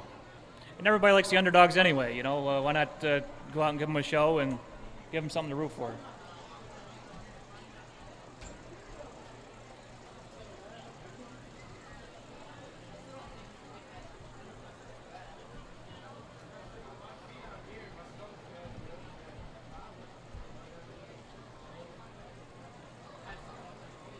Now go back out to Dunkirk. Is that Saturday? Sunday. Sunday. That is Sunday. All right. Yeah, this is a very busy week. Last night we were in Dunkirk. Got some messages coming in. Drew's watching at home. I guess I just got a note from home. We'll come back to what you were talking about. Just got a note from home. Our live stream from here has displaced Nick Jr. and my kids Alan and Kelsey are watching us at home, so they're tuning in. Awesome to know that the kids have chosen us over Nick Jr. and there you Sprout go. Television. That's cool. We were talking about what this week brings. It's been busy. Last night we were in Dunkirk, New York. Tonight we're here. So excited to be back here. We've been to the Broome County Fair about the last, I think this is our 5th trip. This is our 7th trip to this fairgrounds in 5 years. Wow. I mean, we really like coming out here. The signal's great. We usually get pretty lucky with signaling with the camera angles.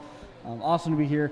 Tomorrow night, we're in FingerLakes1.com studios for the 31st lap. Yes. Friday night, Josh Decker is taking a Syopa-built wagon to New Alex Lions Club in an attempt to qualify for championship night. So he'll be in Pennsylvania, which is one of the reasons why he's not here tonight. He's got to get all of his stuff together to go to Pennsylvania. And then Saturday is Canandaigua, which we're going to be over there, probably just watching from the stands. Bring my boy over there and just taking a show like we did last Saturday. And then Sunday, starting at 4 o'clock, we'll be live in Dunkirk for championship night. All the storylines from last night, all the different nonsense that happened in the last heat of the night has boiled over on Facebook. And I tell you, if you're like right here local and you don't want to drive the 4.5, 5 hours to Dunkirk, tune in at home. There's some bad blood that's going to boil over in the form of fully welded Imperials. It is going to be awesome. And that's always an excellent show to watch. I mean, Awesome. It's just insane, the hitting and the cars that are built out there. It's always a good time. I mean, I love coming down here because, like you said, not only the mix of cars, it's a lot of times this is a pure version of Demolition Derby. Yes. Very stock down here. These drivers generally only run a handful of times a year. If they run more than once, this is their hometown place. Somebody like Art Collins, we're going to see out here a little bit later on. Yeah. Awesome dude. This is one of the only places I've ever seen him run. Yeah. Actually, pretty sure it was Art that, talking about the Imperial Heat back in 2010, I'm pretty sure it was Art that took second in that. Right. He was part of the helper to put me up on the wall, if I remember right. Him and Mr. Brown. So track clearing activities going on here, front and center. I inadvertently saved over the wrong file a moment ago, so I got to go through and figure out which one that was.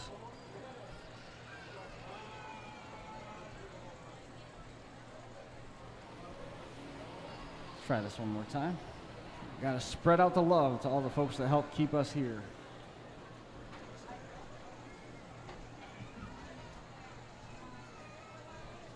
And that should update automatically. There it is. Perfect. Got them taken care of. So we're going to see if Eddie's note was correct. Okay, Danny Williams checking in from New Jersey. Awesome. I understand that we're going to see some of the folks from Canada coming up on Sunday. Looking forward to that. Yep. Anthony Jackson has said that perhaps he's going to be down here for wheel days and running the Imperial class. Really? Yeah. That'll be interesting. From freaking Saskatchewan. Coming all the way down to this neck of the woods. Awesome to hear he's going to make that venture out. We've seen him run in Minnesota a bunch of different times, and he is hammered down. Just My hats so are off wide to those open. guys. I tell you, anymore, it's the Derby takes care of itself. You know what I mean? You show up and it's always the same. You know, you unload the car, you go through tech, and the Derby takes care of itself. But it's that drive that's back and forth. For me anyway, that's the stressful part. I couldn't imagine doing those 20 and 30, 40-hour drives to shows with equipment and stuff. And we did 20 hours. We did 20 hours with, I don't even remember whose vehicle we took, out to Owenston, Kentucky. Yeah. And we drove out to Blizzard Bash once, and I don't remember. That Kentucky show was late too. That was a well, late. then we left and drove home. Wow. After that, we left at 4 a.m. and drove home, and everybody was just KO'd at the wheel. And that's just with a truck. So I can't imagine the stresses that come with dragging a trailer with you, and then what happens if you have an issue with the chains, with the lights, not to mention the flat tires. Then you've got your car on the back of it. What happens if something happens with the gate? Just a lot more than I'm willing to tolerate. I don't have the stomach for it. I can't keep lights on a brand new trailer. I thought I'd go out buy a brand new trailer, bought that new 2-car, and I don't think I had it a week before the lights were broke. Jeremy Gully got that new 2-car trailer, and the first person to take it was Dan Bolton, and it was returned with broken light, right? Oh, yeah, wire was ripped out. Wires were ripped out, and I believe Jeremy got a stop from local law enforcement and asked him about it, which is always the way to find out that your lights aren't working. What are you doing Monday coming? Because if I get stuck in Dunkirk, you're going to have to come up and host the show. All right, I'll start pushing buttons and knobs like a mad scientist. What's the worst that could happen? Yeah. Actually, I'll be on days for the next few months, so next couple months. Yeah, because you rotate every couple, like every 6 weeks or something. Every 6 weeks, your schedule sort of gets put on its nose.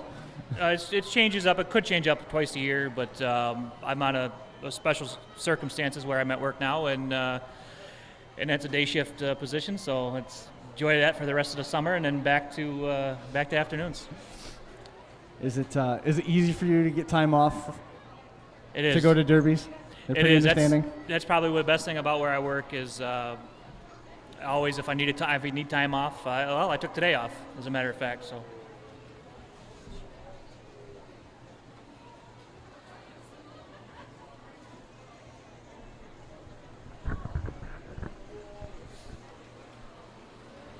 And it looks like the 2240V car being the last one pushed off the track. Sure he had some hard luck.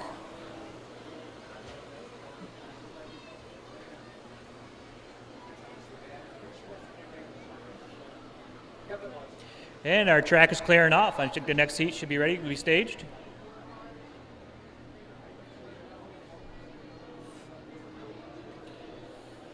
Yeah, there's a lot of water they put on the track, but it didn't seem to hurt traction as much as it did stopping. A lot of cars sliding around trying to stop.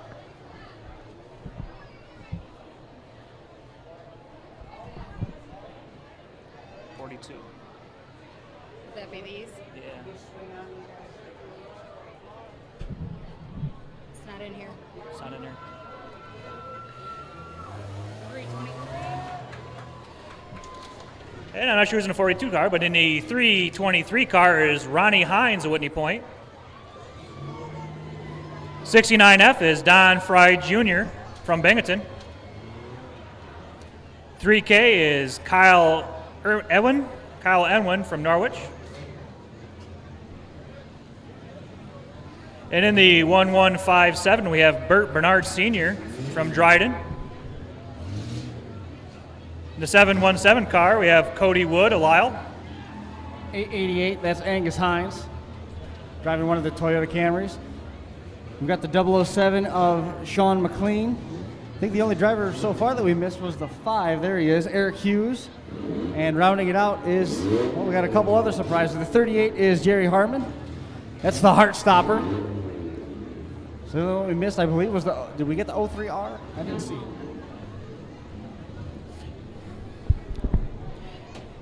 I can see Jerry Harmon Jr. run. I haven't seen him run in a little while, and he usually doesn't disappoint.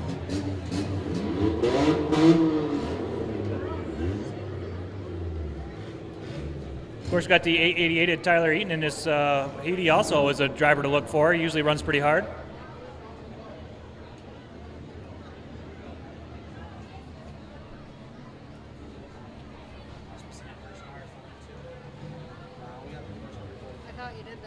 Oh yeah, that one we don't have. Not sure who the Impala is, but we'll see if we can figure out who that 03R. Otherwise, it looks like we got everybody accounted for. Hands up around the track, ready to roll off with event number 2 here at the Broome County Fair. Help me out one more time, if you would please. Let's start with 5, 4, 3, 2, 1, and go.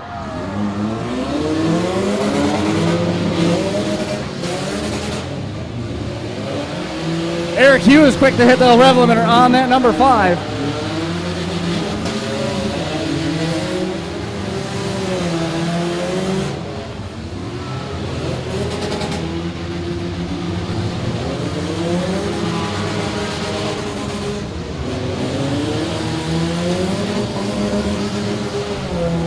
Don Fry, the number 69F, that's one of our wagons, the 888. Hughes, man, he is a weapon, just going end to end in that car as he collides with the number 42. And the 323, that was an unintentional driver door shot. That was unintentional.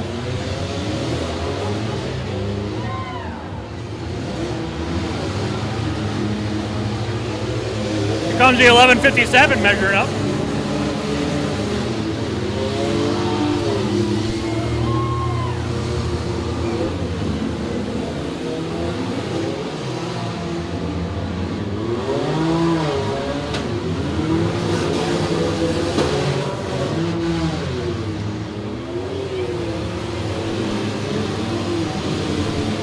Angus Hines with a good shot. Tyler Eaton put a nice shot on the 1157 car.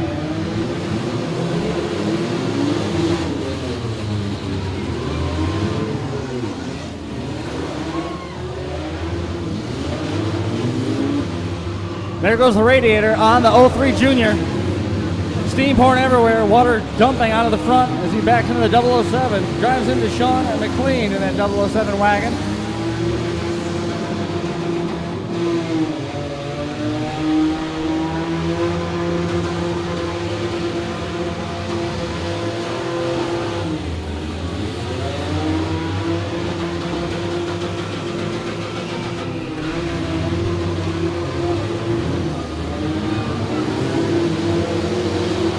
Little bit of attrition so far, only 3 cars out thus far.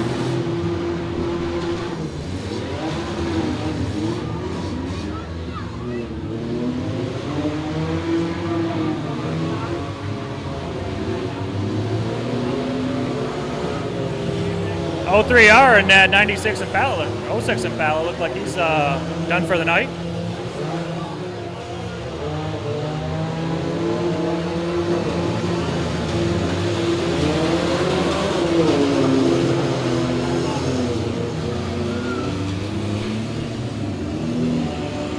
O3R was able to get that car refired for a second, collided with Jerry Hartman. Hartman, now he's sitting idle. We've got 5 cars kind of collected down at the far end of the track with the towing cars off. Everybody else collected down here where the cars enter the speedway. And as we talked about, self-cleaning, Jake, everybody's kind of getting pushed to the sides. Everybody's staying open. See the black car. I believe that was another one of the Toyotas. Right front tire completely shredded now as steam pours from under the hood. Sean McLean, target acquired, crosshairs locked, and he goes into the back of that number 69F.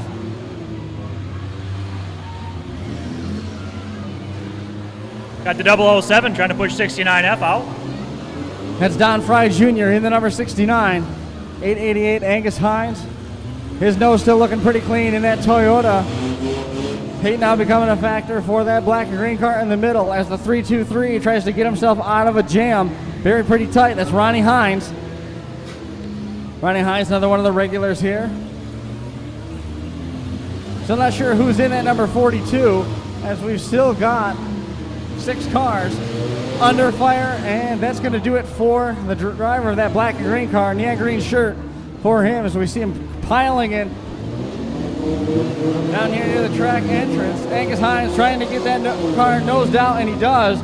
Catches the right front corner of the number 1157 of Bert Barnett Sr.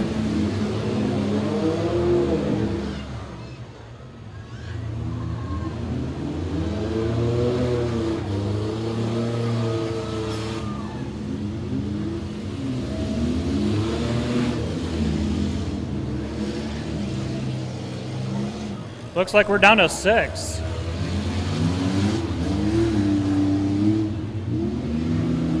Angus Hines playing peekaboo now, trying to get the nose turned out in the 88. Full head of steam. Driver's door was turned out. Unintentional shot. He was turning out of that. Tried very hard to miss it while not giving up the contact. Number 42 has been black flagged.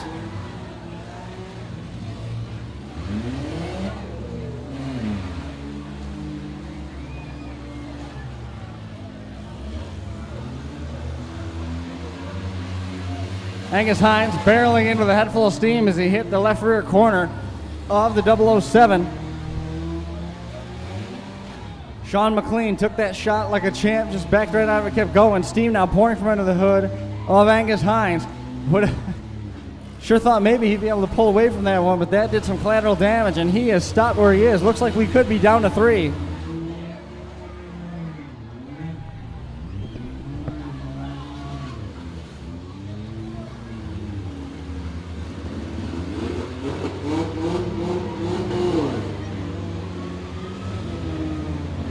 Angus Hines back in the fight.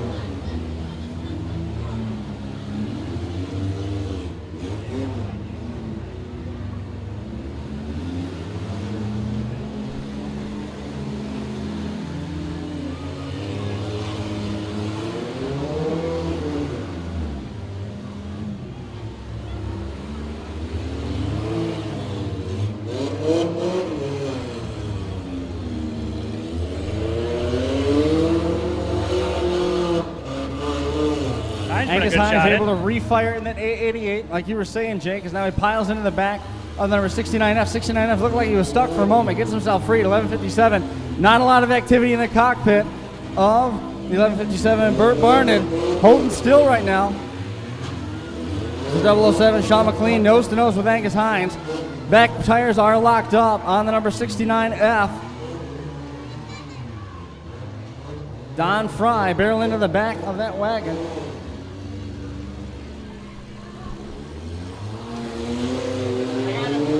I got it over a finish.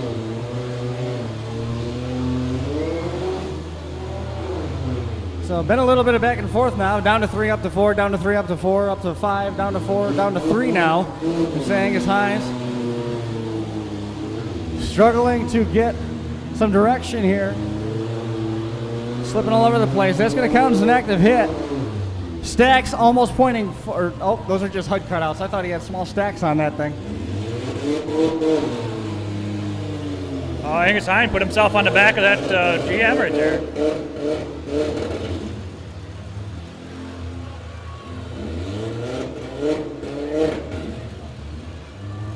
He's looking for some help. Hines is hung on one of the disabled vehicles. Now battling back and forth is the 007, the 2 wagons, and the 69F, Don Fry and Sean McLean.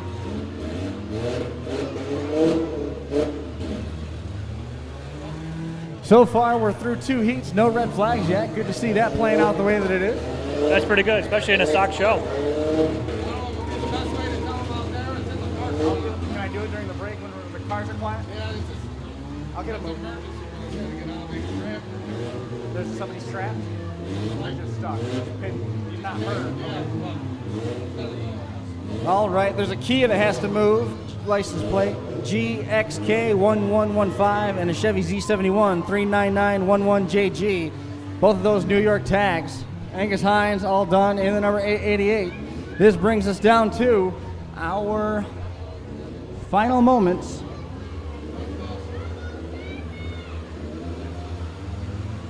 Which is your Ultimate Derby ultimate moment. We're going to run those plate numbers again for everybody in the grandstand, so we knew about the Kia and the Chevy Z71, but the license plate numbers have left the building, much like Elvis. So we're going to turn our attention back to the Demolition Derby at hand. A couple of those cars did have to get moved out there in the parking lot. Again, Jake, we're watching this play out the way that it is. The 007 of Sean McLean, he's nose out right now. The 69F, Don Fry using the back end. Yeah, 69 just lost radiator. 007's looking pretty strong. 69's having a little bit of trouble getting the 69F getting some traction, and it looks like now he's stalled. He's going to work to get it refired. 007 looks like it's his to win as long as everything works out for him. shoving them out of the park. I was about to say, is this a heads-up move by the number 69 to keep the back end out so you can force more of that hot air to get stuck underneath the hood? It doesn't get as much fresh air to it, flinging mud, everything, get jammed up in that radiator. But now it's sort of gone by the wayside. Your winner in the 007, Sean McLean. Nice run for him. Runner-up is the number 69F of Don Fry Jr. Gonna wait for official word trackside of who's coming away with your heavy hitter honors. Third place unofficially is the number 88 of Angus Hines.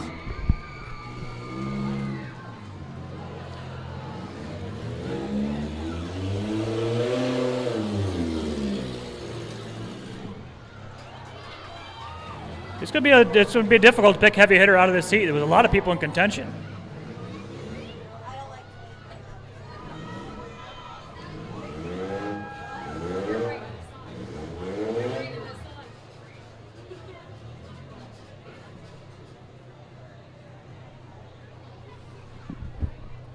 Once again, I want to give a big thank you to Stirring Dirt, Smash It Demolition Derby, Ultimate Derby, who's hosting the Battleground coming up at the end of September. Catskill Fab and Performance, our telecommunications sponsor, E2 Demolition Sliders, and Smash It Demolition Derbies for letting Crash Course Live come to you free of charge here from the Broome County Fairgrounds.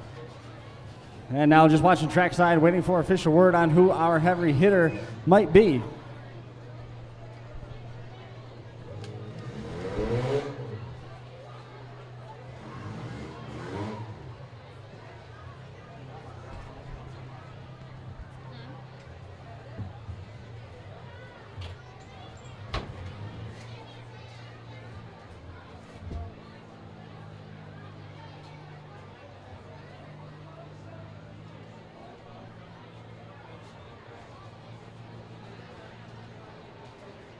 What number?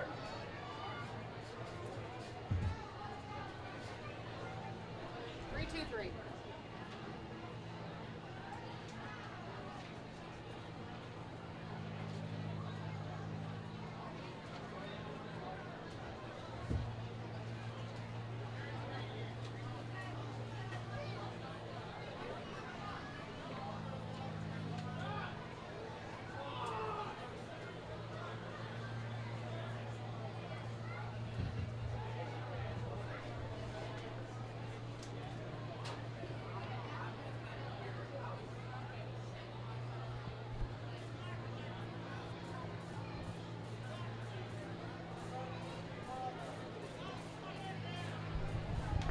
And official word trackside now coming back to us that our heavy hitter award winner, Ronnie Hines, in the number 323.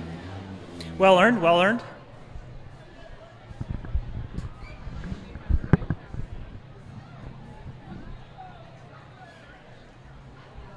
And then there were two. Jake Sherman, 2 heats left here. Official word coming back that the V8s are loaded. A couple of the cars that came, they did not want to cut. They came overbuilt, and they were all put on the trailer. So V8's not running. We're going to have the compact mods. All 17 of them going to be running together, and the truck, 6 of those guys. They've got a ton of room to work with.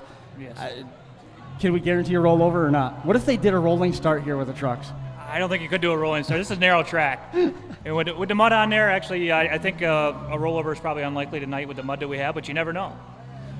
A couple flat tires in the right spot when a car that's rolling up.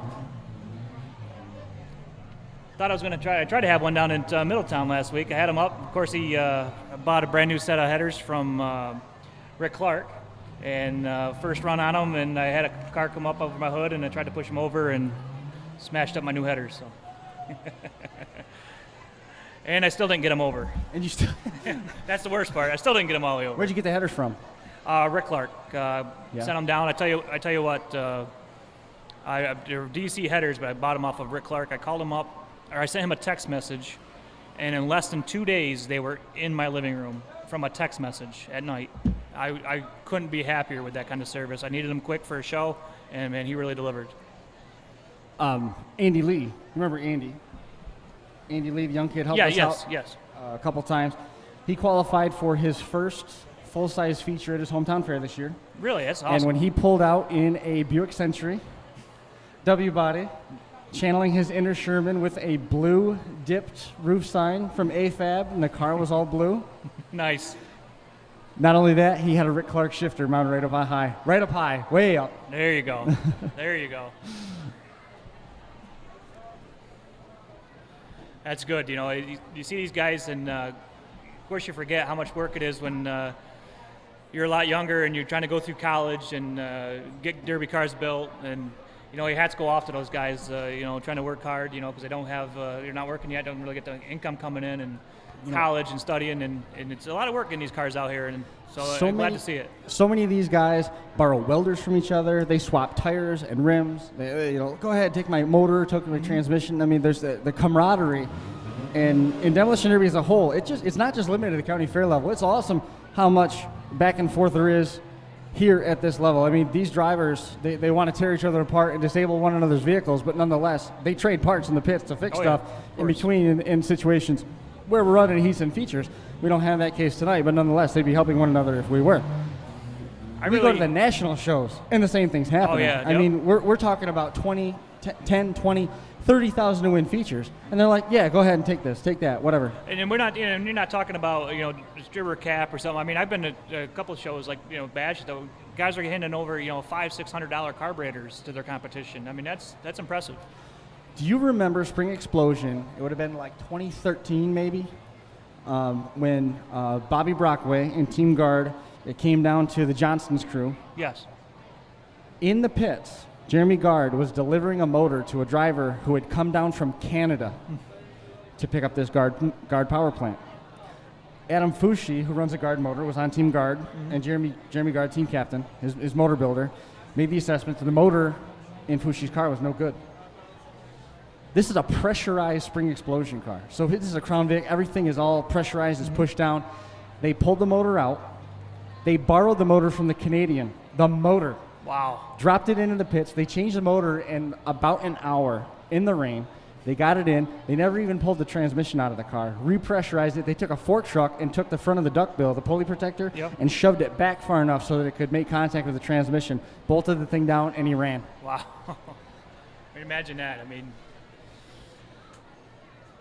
I do got to say that's what I do enjoy about the one and done shows, though, is you don't have to bring spare parts. You don't have to bring all the spare parts, and you know, you get out here, you're running, and it's a lot safer in the pits, and I really enjoy the one and dones, especially I guess now I'm getting a little older, but you don't have to bring all this stuff, and like I said, it's you come, you run the show, you have a good time, and hopefully get a little change in your pocket and head home. James Baker checking in with us, sharing some pictures of his Clinton County car from upstate New York this past Sunday. That's wasted. The back end of that thing is just bent right now. Done. Put a gas tank protector in it, he'll be just fine, right? Yeah, there you go. Perfect. That's all it takes. So glad we got so many folks tuning in from home. Obviously, that's one of the reasons that we like doing this stuff live, is it gives people the opportunity to see a show that maybe they want to go to that they've never heard of. Like if you got an off night on a Wednesday, nothing to do, get yourself down to Broome County Fair. Awesome midway, all sorts of different ride specials that they have going through the course of the week. It is a great fair to come, and I'm so glad that it's a Wednesday night. We're able to fit this into such a busy schedule this time of year. Been down here the last 5 years. We've done DVDs down here, and now got the opportunity to show essentially the rest of the world. We have a guy right now, David Sims. He messaged us here at Caledonia. Never even knew what Crash Course was. Really? Yeah.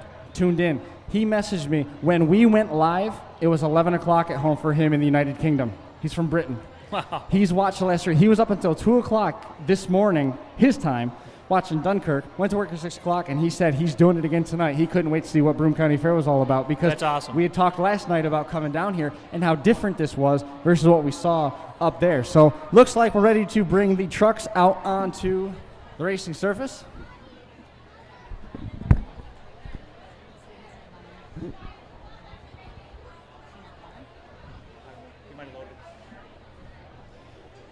Ladies and gentlemen, some of you are fortunate enough to be hanging out in the shade over on the far side. Some of these other folks are not so fortunate. They're standing along the front stretch in all that heavy turnout gear. We haven't needed them yet, aside of one small electrical or wiring fire of some sort, but thankfully they're here keeping us safe. Whitney Point Fire Department, ladies and gentlemen, can you give them a quick round of applause, keeping everybody safe?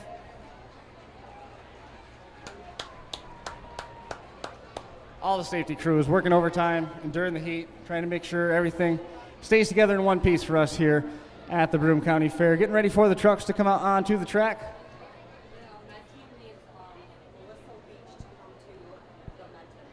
Melissa Leach, we need you to report to the medical tent immediately. Melissa Leach to the medical tent immediately. That is over on the midway. Guess that was kind of a fitting time to talk about our first responder crew. Once again, our trucks ready to come out. Big thanks to all the sponsors that make this show possible. Auto Plus, Fur Love Grooming, Greens Ace, Lakeside Bookkeeping and Tax Services, Upfront Auto Clinic, Michael's Auto Sales, Tom's Service Center, IOK Carpentry, and Thornton Timber Management. Eddie Bello having a quick conversation with one of our drivers doing multi-duty, not just double duty. He's driving like every class that we've got here tonight. The number 01X of Guy Raymond, ready to make his way out onto the track once we get the all clear, getting that final barrier put into place. Big thanks to Catskill Fabrication and Performance for coming on board, helping us here. He was out here vending in the pits. A lot of guys getting some of their first looks at what these aftermarket tanks are all about. You've got to try these tanks out because it changes the game completely. Gone are the days of running a boat tank or moving your old gas tank, worrying about the rust and debris. It's so easy to build a car. I bought one off them, and then I bought 2 more the week later. I tell you, it changes the game. It's so fast to load a gas tank now. It's not dealing with boat tanks and ratchet straps and gas, factory tanks. Thank you. All right, and in the Send It, I believe that's Jeep Cherokee. That is the number 8X Tyler Eaton. The first car on the track was the 01X of Guy Raymond. The number 17A, that is David Ackley. He is in the CNY black and green colors. The yellow and black. Can't quite get a bearing on what that side of the side. The 4MK is Sheldon Whitman. I believe that 711 is Michael G. That's the yellow entry. And the number 120, overshot his entry spot, is Michael Shelp. Ready to go with the third of 4 events here, Broome County Fair.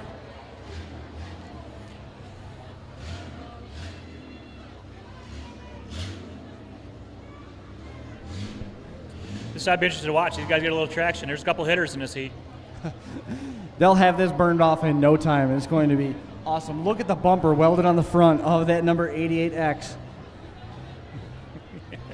Once again, your starting lineups are presented by Catskill Fabrication and Performance, Smash It Demolition Derbies, and Stern Dirt Racing from out in Utah. And in the final moments of this, you'll see on the screen your Ultimate Moment presented by Blizzard Bash and Ultimate Derby. Just about ready to get things underway for the trucks. Is everybody having a good time tonight here at the Broome County Fair? All right, we'll find the right words, send us a postcard. Ready to get going down trackside. Ready? All set to go. Help me out one more time if you would. Let's start with 5, 4, 3, 2, 1, and go. Tyler Eaton picking a shot. He went nose out with that Mopar pointing. Already steam pouring from under the hood. Number 120 of Michael Shelp at the hands of Guy Raymond in that Jeep. Puts a shot on the right side of the 17A of Donald Ackley. And there's another one of our multi-duty drivers, Sheldon Whitman in a 4MK in the other wagon. Guy Raymond piling in on top of the 2 wagons as they were locked back to back. The 120 looks like he is stopped on the track, not moving. The Send It car has a lot of room to work with. Keep an eye on Tyler Eaton. Keep an eye on Tyler Eaton as he comes back to back. Missed it. Grabs hold of the number 711 of Michael G instead.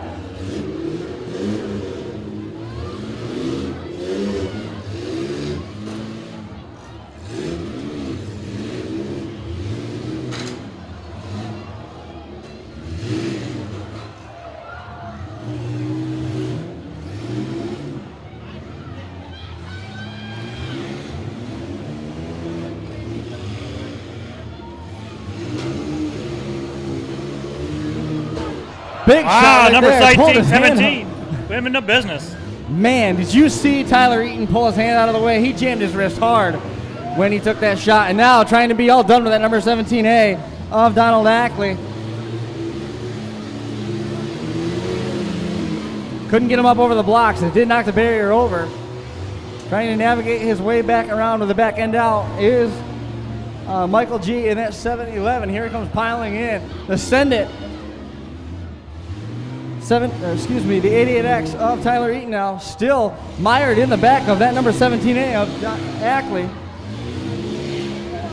Guy Raymond, hard shot on the back of the G entry. We still have 5 vehicles running and moving.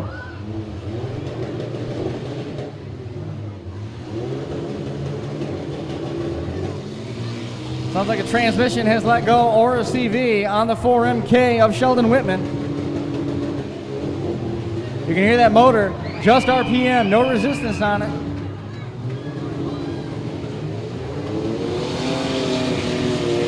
And that's a transmission or a CV.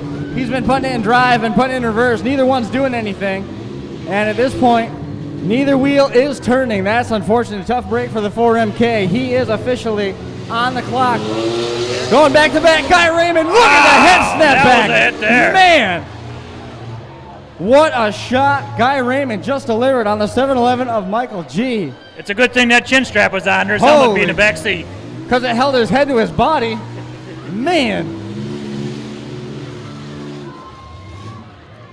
Well, I'm pretty sure that just vaulted 01X of Guy Raymond right up into the top spot for that heavy hitter award. Unbelievable lick that was, man. That and Michael G all done. Upset that Raymond took out the tire now on the left front corner.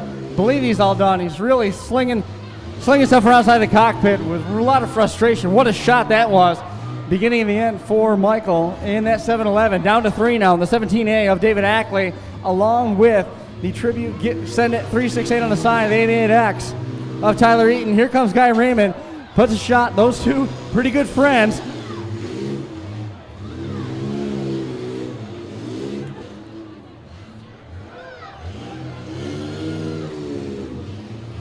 Back to back.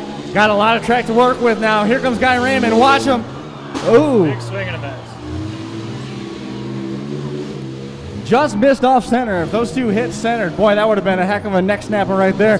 Look at the size of the headrest on the 17A versus what they had on the 711. Would have probably kept his head at least in the front seat anyway, versus it virtually touching the gas tank the way it was in that 711. Guy Raymond, whoa. Boy, that rattled him. Look at him shaking his head in the cockpit. It's pretty serious tires on the front of that number 17A. As we talked about, self-cleaning all the trash out of the way. A lot of tracks to work with, and this track running in very well. Gary Brown now right here in front telling the number 88X he's got to hit the 01X. And Guy calls him in, says, bring it, sir. Stood there, took the shot. Here comes the 17A piling in. Coming in heavy. Talk about taking advantage of an opportunity. Put a good shot on the back of those two entries as they were stuck together. Back end packing in real nice on the number 17A of David Ackley. Guy Raymond chases him in, pillar parks in a Jeep. Great Raymond and job. Ackley are really looking for that Mad Dog award.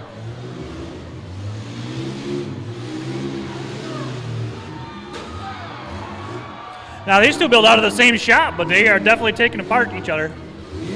Smoke now pouring from under the hood as the radiator goes away, and Eaton's number 88X. He cleared the bumper, frame still straight on those. Figured out what these are. Looks like those are both Explorers out there against that minivan. First, when I saw the backs of them come around, I thought it was new style Jeep Cherokees. Guy Raymond, Army 1 is stalled. Trying to refire.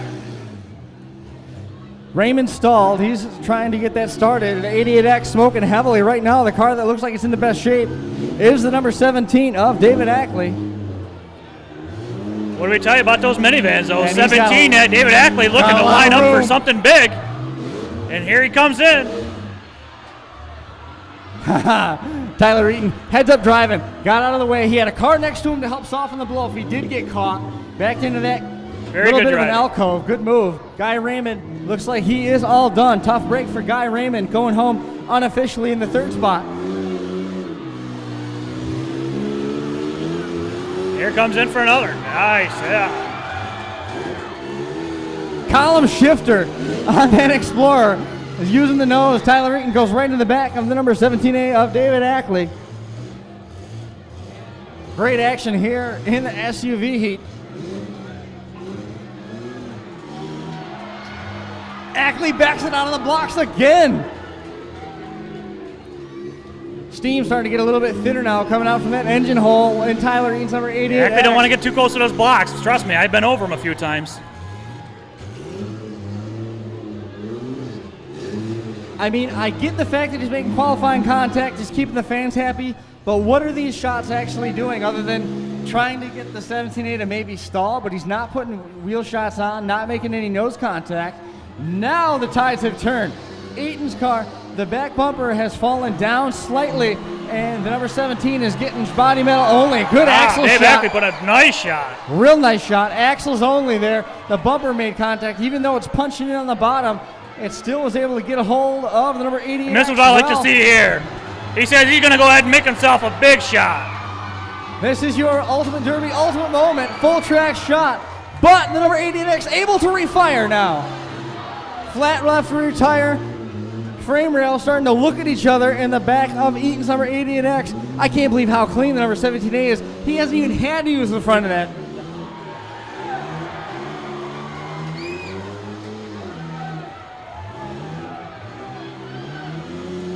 At this point, he's just picking them apart. Front bumper folded right down sideways, radiator exposed now. Tyler Eaton pointing out the windshield. Here we go. Calls his shot, drives in.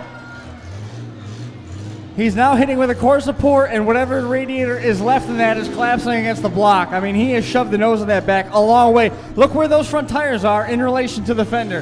Really shortened up the nose of that, trying to hold him in and make him hot. It's not working. Good, strong motor and transmission combination in the number 17A of David Ackley.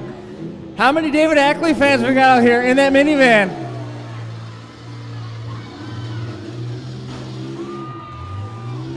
Getting the back wheels up in the air, forcing Ackley to shove around the weight of the Explorer.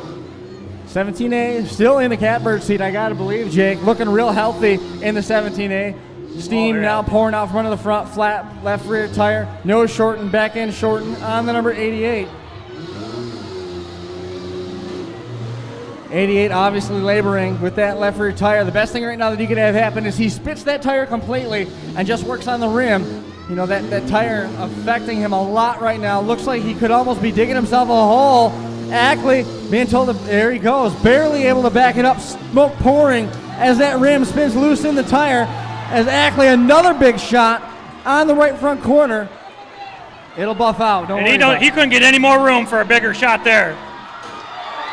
Eaton calls him in, cheering on his competitor. Looks like things are just about over. He's nosing right to the wall, looking for the biggest shot as he can make. Here he goes. He gets called waved off. him off. That's going to do it. And that'll do it. Listen to that crowd ovation.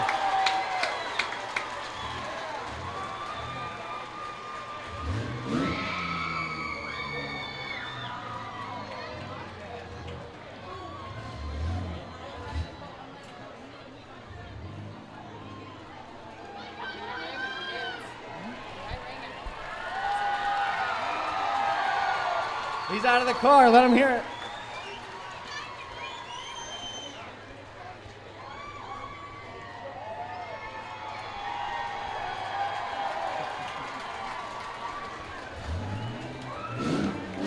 And you got to love that. Getting out of your car for a standing ovation. Got to love that.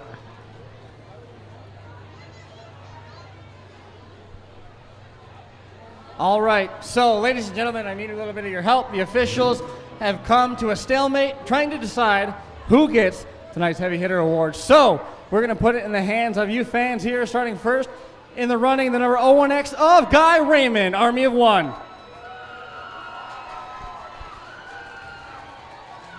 Now, this kind of feels like a slam dunk from here. The other guy in the running, the number 17A of David Ackley, your feature winner.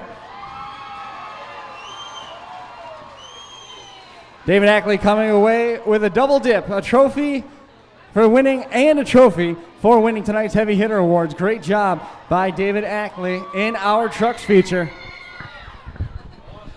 The night can't really get any better than that, does it? You get your win and a Mad Dog in the same night? That happened to one of your closest friends, Tiffany Hahn. Yes, it was. By close friends, you mean her car was on top of mine for a little while. That was awesome. Not gonna lie. It was great. It was great.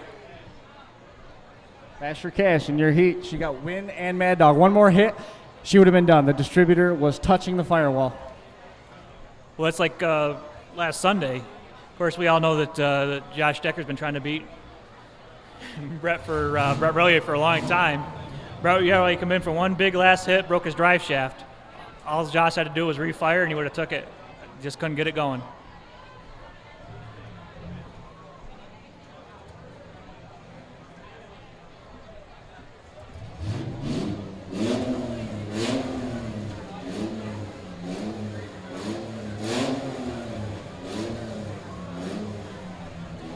Unofficial rundown, I suppose is probably a better way of putting this. In that event, it's just leaving the track now.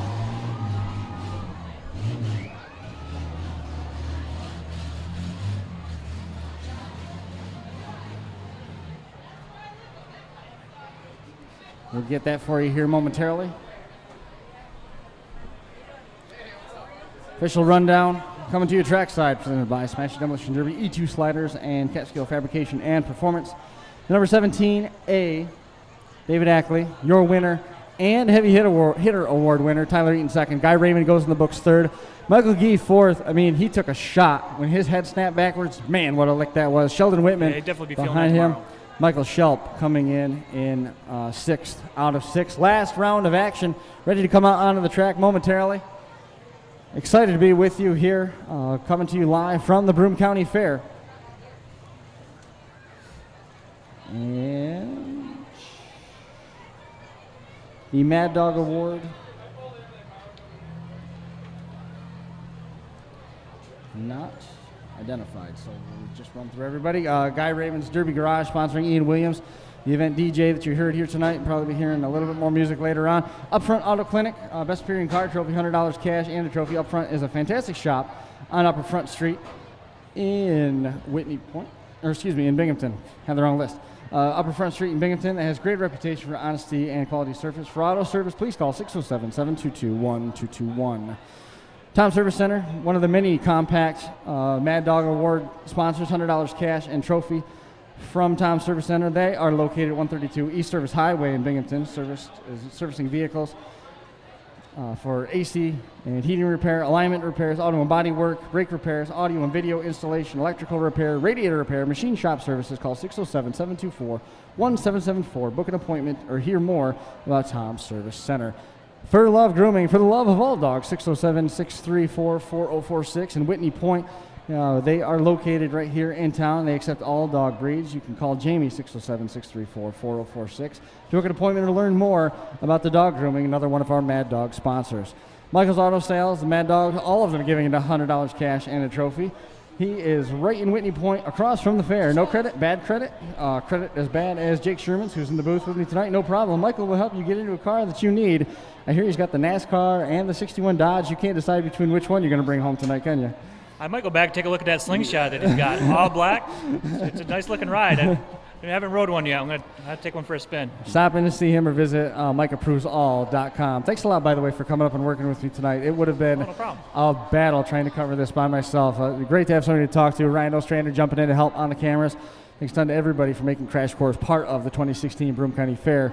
Auto Plus Whitney Point, it's expertise at every turn. Auto Plus is located right here in Whitney Point, just across from the fair, and they offer drivers and fans 10% off their next purchase when you bring in your fair admission ticket. Another one of our full fair sponsors, Thornton Timber Management. Call Brent Thornton, 607-237-4390. Logging, fence posts, land clearing, firewood, Oliver Road in Lisle, New York. Give them a call. Make sure you go and patronize all these businesses that you've heard us talk about here through the course of tonight's action. A couple more to make mention of: Lakeside Bookkeeping and Tax Services, Kimberly S. Chidester, 607-692-7600, 2621 Main Street right here in Whitney Point.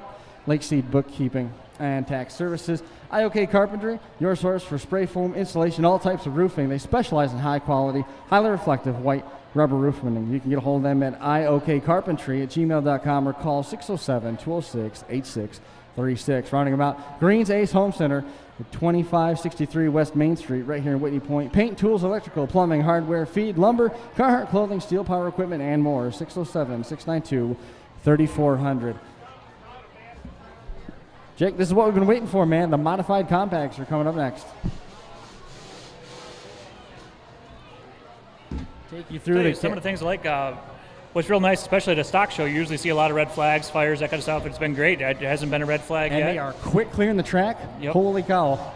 Quick. Another thing that I see that I really enjoy, and I wasn't sure what to expect with the promoters here tonight, but they're not directing the show. They're letting the show play out exactly how it would play out, and I really appreciate that because too many times you see promoters trying to direct the show, telling who to hit, and what to do, and they're leaving it up to the drivers, which I really like.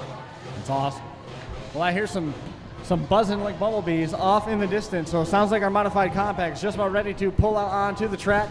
Not going to put any more water down either, so it looks like we're going to go with what we've got. We're going to get that last barrier put in place and get going. Eddie Bello driving the number 222. That's aluminum. The number 14X out here on the track is Jeff Polhamus Jr. driving the Rosa number 33R in his first trip to the Broome County Fair.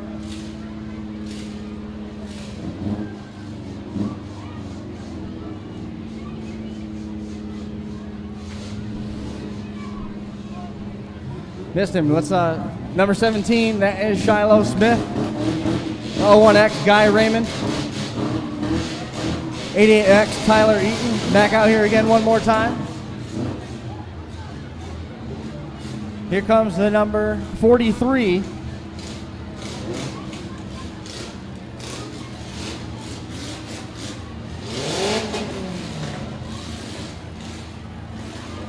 Number 34, next in line, Dan Richards behind him. The number 88 of Sean McLean.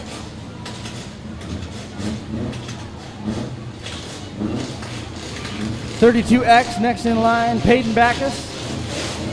Looks like number 69 of Ricky Powell.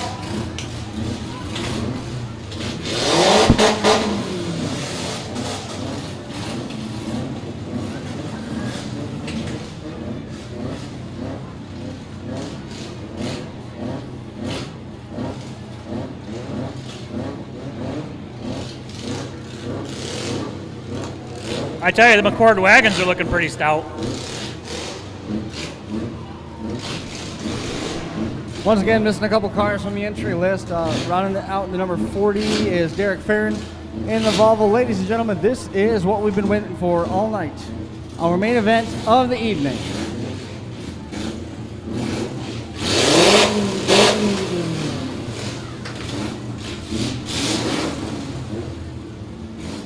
Once again, a huge thank you to everybody who has made tonight's action possible and for all the challenges that all of our drivers have gone through. Huge thank you for coming out here and making this a show. This is the main event of the evening, ladies and gentlemen. Looks like we are all set to go. Send them off with me. What? Yes? Send them off one more time with me, if you will. Let's start with 5, 4, 3, 2, 1, and go. Smith already to the whip in that wagon, pre-run and bent in the back. As he was quick to come off the line. Number 88, also getting Shiloh Smith turned around into number 17. Listen to that.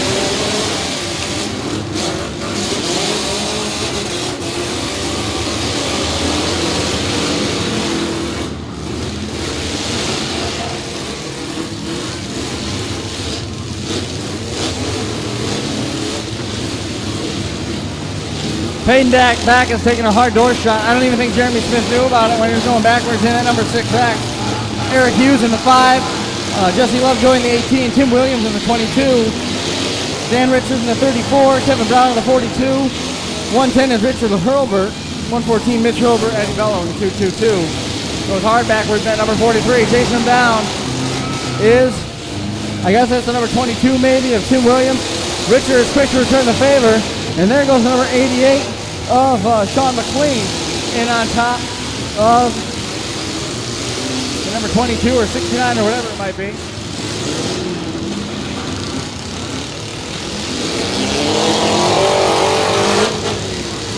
Big shot right in front by Tyler Eaton, piling on that right front corner. Here comes the number 34, Richards, back into the number 114. That is Mitch Hurlbert. Full track lick on the right front corner of Eddie Bello's 222. Wow.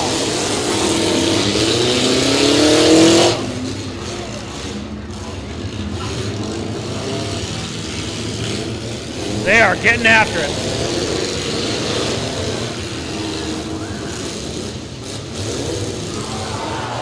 Guy Raymond putting a 32X up. Can he get him over? No, he's going to back out. Peyton Backus was way up in the air on the hood of Guy Raymond's 01X.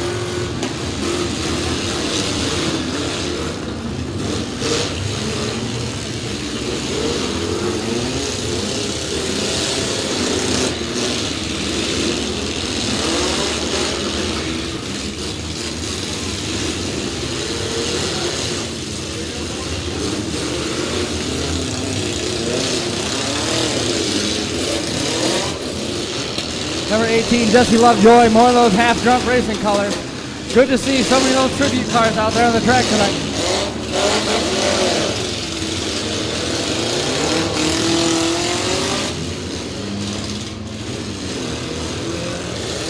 Guy Raymond trying to box in the number 6 of Jeremy Smith as we see the 43 going back to back.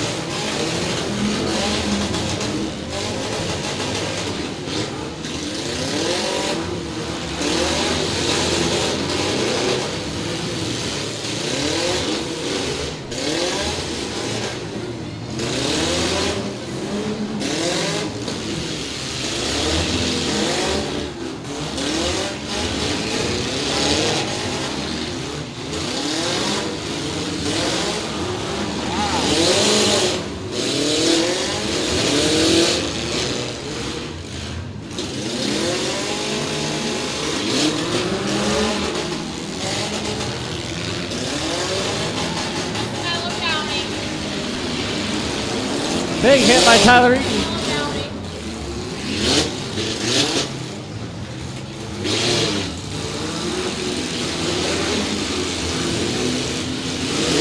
Eddie Bello teeing off. Got a hold of number 34. Got a hold by number 34. Eddie Richards. Ben Richards shoving him backwards into a rat's nest of cars.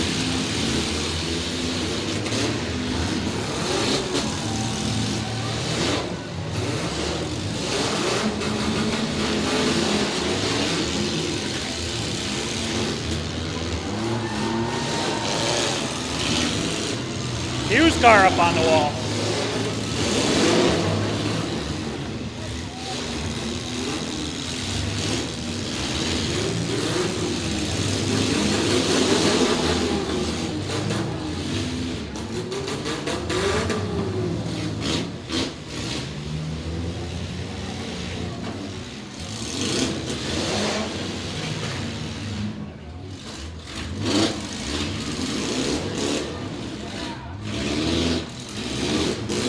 Traffic really starting to stack up now.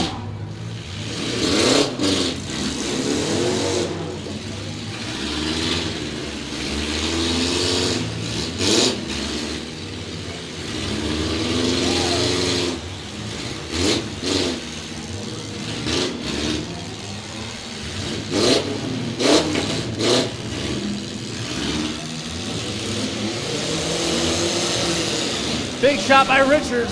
Crashing right into the left front corner of Eddie Bello. Guy Raymond still out there running and moving. Looks like we're down to 5, but the 88 of Richards having trouble getting to the rest of the pack. Maybe 6 now. You see the 34 of Richards still going. McClellan trying to get over the other side of the track to get into the action. McLean stuck behind the disabled car of Richie Hurlbert and the number 43. I don't know if he'd have an easier path if he tried going to the top of the track instead of beating his way through here. Nonetheless, he's making progress.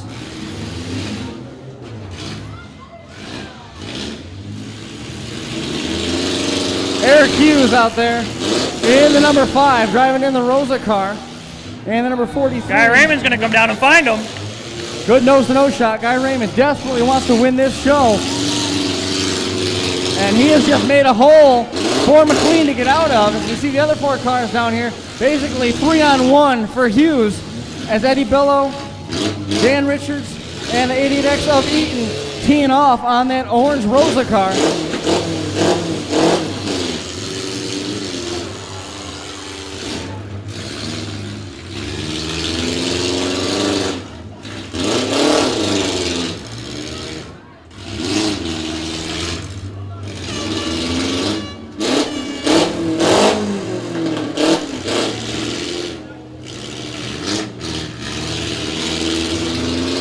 Got a heck of a rat snap taking form now. McClellan and Guy Raymond looks like they're the only 2 moving.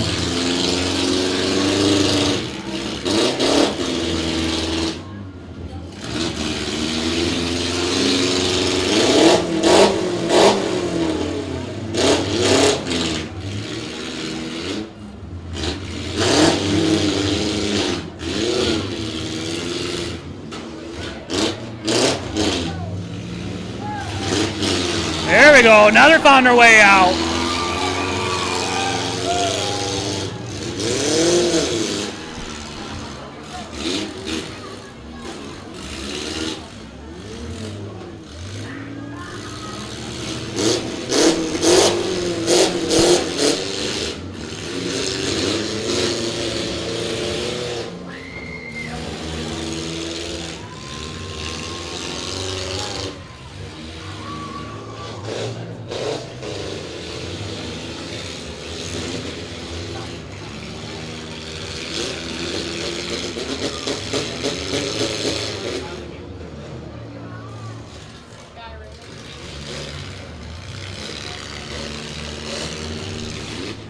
Finally got it pinned down, the number 43, Anthony Curtis.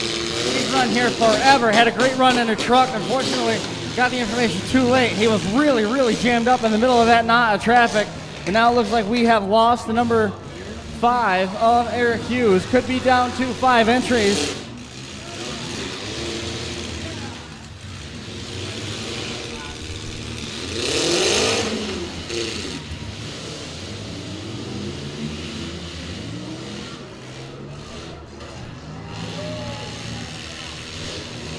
Hughes able to refire in the number 5. Guy Raymond still out there running and moving. Modified Compact's doing a great job out here. Number 88 of McLean goes nose to nose with Eaton.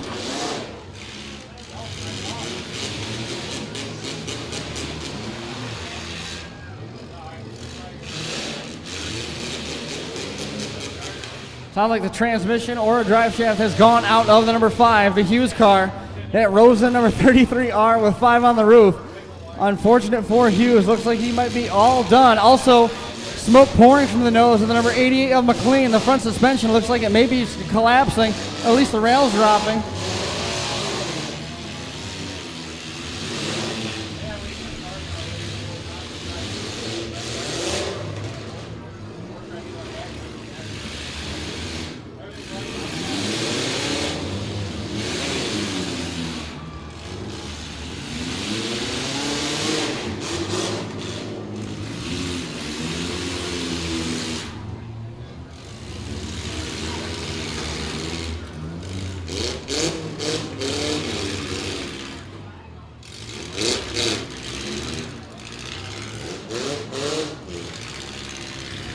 I think we're down to 5.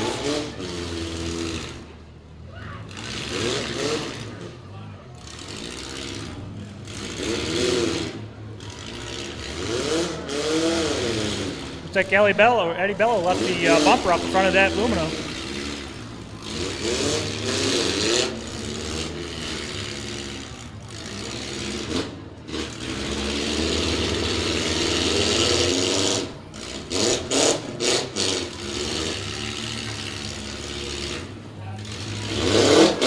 Might be all done on the top of the track. Eddie Bello steaming pretty bad. Also in the blue Taurus. Blue W body. Down to 3 with a 4th on the clock.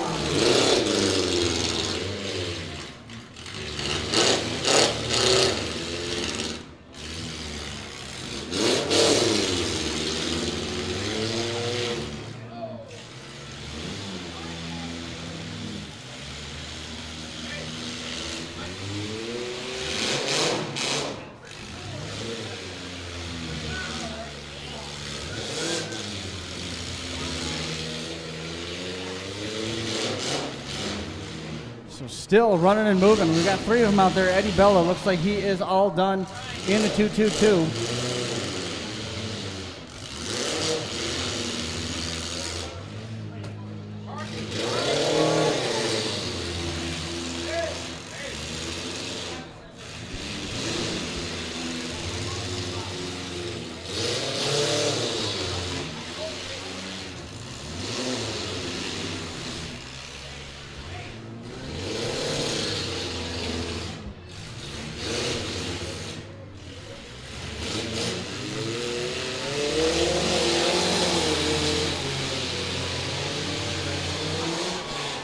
Boy, a lot of power under the hood there.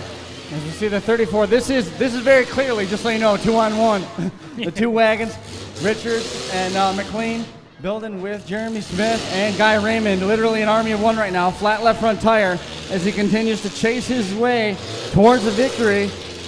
A lot of strategic driving right now. A lot of wheel shots, Jake. Yes, there is. Guy's been doing a really good job of staying out of trouble so far.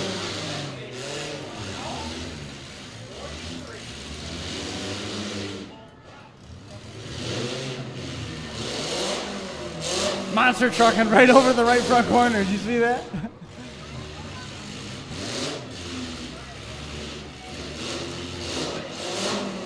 Guy Raymond is doing a pretty good job of defensive driving by keeping his driver's door against the other car, so he only has to focus solely on the number 34 of Richards. His steam now pouring from under the hood of the number 88 of McLean. Rosa Carr all done, Tyler Eaton all done, Eddie Bella all done. Down to our final 3, McLean, Richards, and Guy Raymond, the army of 1. Flat left front tire, he's still battling out there. Looks like all the tires are up on the 88. Looks like all the tires are up on the number 34 thus far.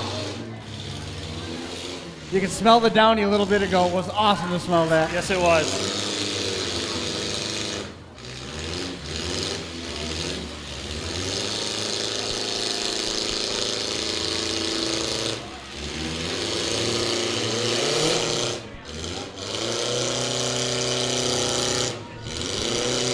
The 88 McLean car is not moving.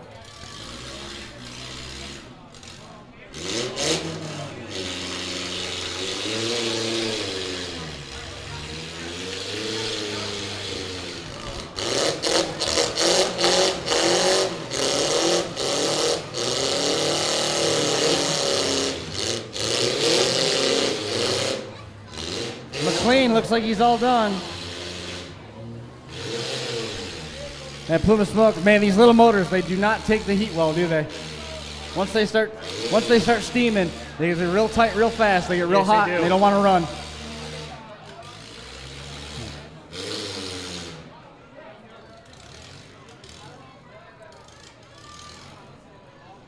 Richards in a Honda Accord wagon and Raymond in a 6-cylinder Toyota.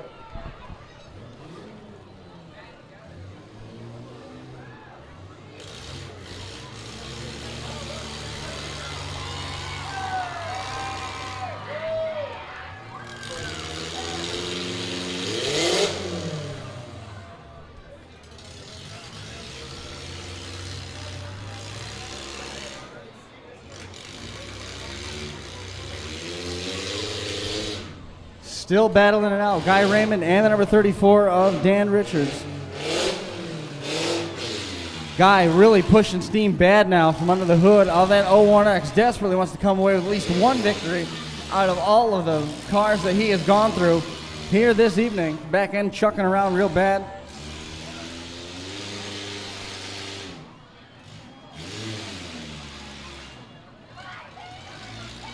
Guy Raymond could be in trouble.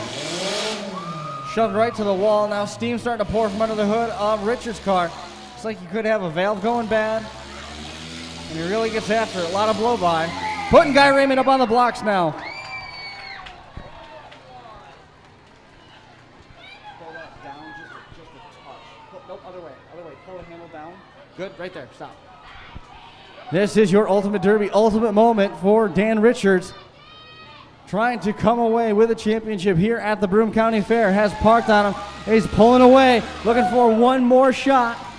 Guy Raymond falls off the wall with an exclamation point.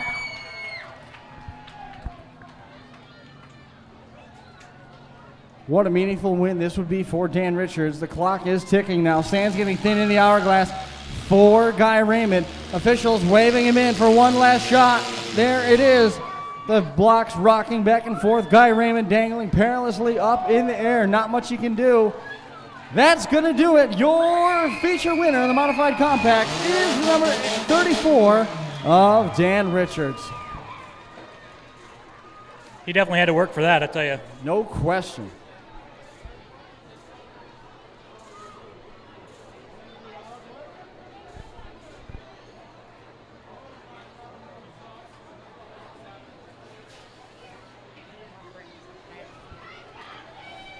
Well, once again, appreciate everybody coming out to the Broome County Fair. That's going to do it for our Demolition Derby action. We see all of our fans quickly filtering out. If I could, before we wrap things up, just want to make a quick mention of Greens, Ace Home Center, Lakeside Bookkeeping and Tax Services, Fur Love Grooming for all the love of dogs, Auto Plus, Upfront Auto Clinic, Michael's Auto Sales, Tom Service Center, IOK Carpentry, and Thornton Timber Management. Big thank you to all the sponsors who will make this derby possible. Big thanks to Eddie Bello and Justin Madden for bringing us out here so that we could do this, both here for you in the arena and also live online with Crash Course Live. I'm Chris Marquardt. Working the booth with me is Jake Sherman, and on the camera, Ryan Ostrander for the first time, doing a masterful job here. He is completely hired. Catskill Fabrication and Performance, E2 Demolition Slider, Stir and Dirt, Smash It Demolition Derbies, Ultimate Derby. Did we miss anybody? E2 Demolition Sliders, Catskill Fab. The list goes on. The list goes on. List goes on. So appreciate everybody hanging out with us here. Waiting for final word trackside, who's going to come away with the Mad Dog Award. And then we'll turn it here to the table for a quick wrap up. And we will be on our way. From here, Josh is in New Alex. Then Saturday's Canandaigua. Sunday, we're back with you live from Dunkirk at the Chautauqua County Fair. We hope to see everybody back live then. Still looking trackside.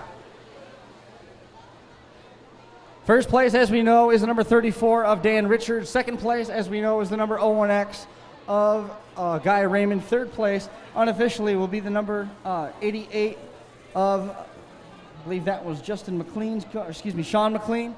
And then unofficially, again, fourth place, Eddie Bello, Tyler Eaton in the 88X. Still need official word down there trackside of who got the Mad Dog from this event. It is hard to pick.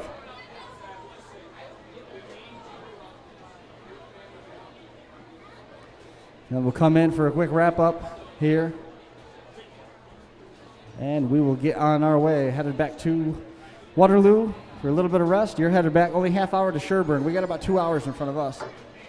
But love coming down here, real excited about coming down here every year, Broome County Fair. And as things evolve from going from DVDs to then live mixing the DVDs, now here we are live from the Broome County Fair. Those mod compacts, great time down here. Looking forward to getting back down here again next year. So officials down trackside. Still looking at you guys for a final word on who's going to get heavy hitter. We'll share that information and we'll call it a night.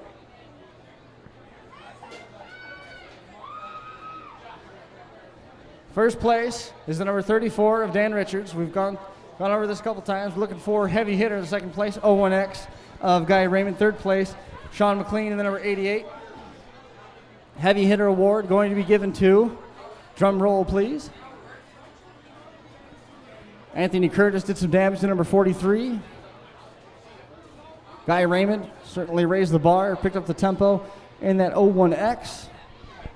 What about the number 5, Eric Hughes? He did a nice job in the Rosa car.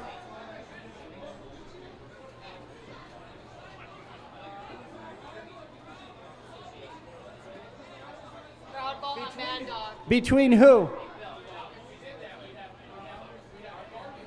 Tyler Eaton was the guy that picked it up. So, fans who are left, please, we need a little bit of help from you on crowd vote. Who should get heavy hitter? Let's start with number 5 of Eric Hughes. And how about for the number 88X of Tyler Eaton?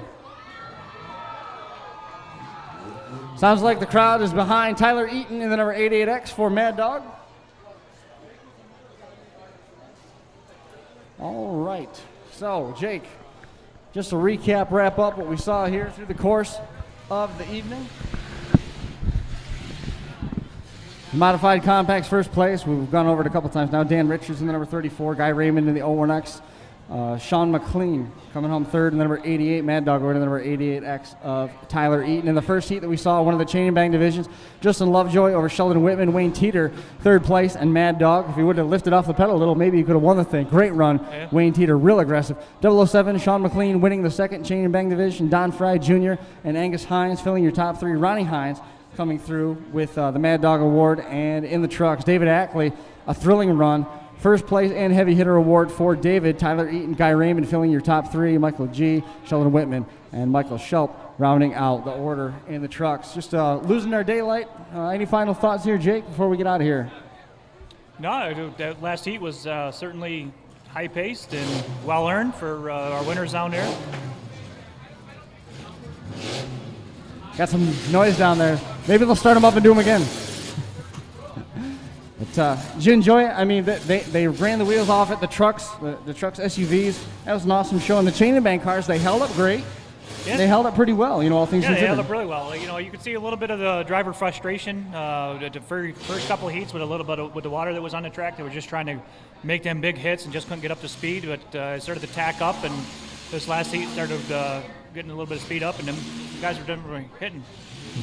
That's the name of the game. Hopefully all those drivers out there had fun. Ladies and gentlemen, that is going to do it for us here Trackside from the Broome County Fair. Excited to be along for the ride with you. Thanks everybody who was watching at home. Had a great group of fans watching all over the United States and the United Kingdom. Hopefully David Sims can get to bed at a decent time tonight. We're all done here Trackside.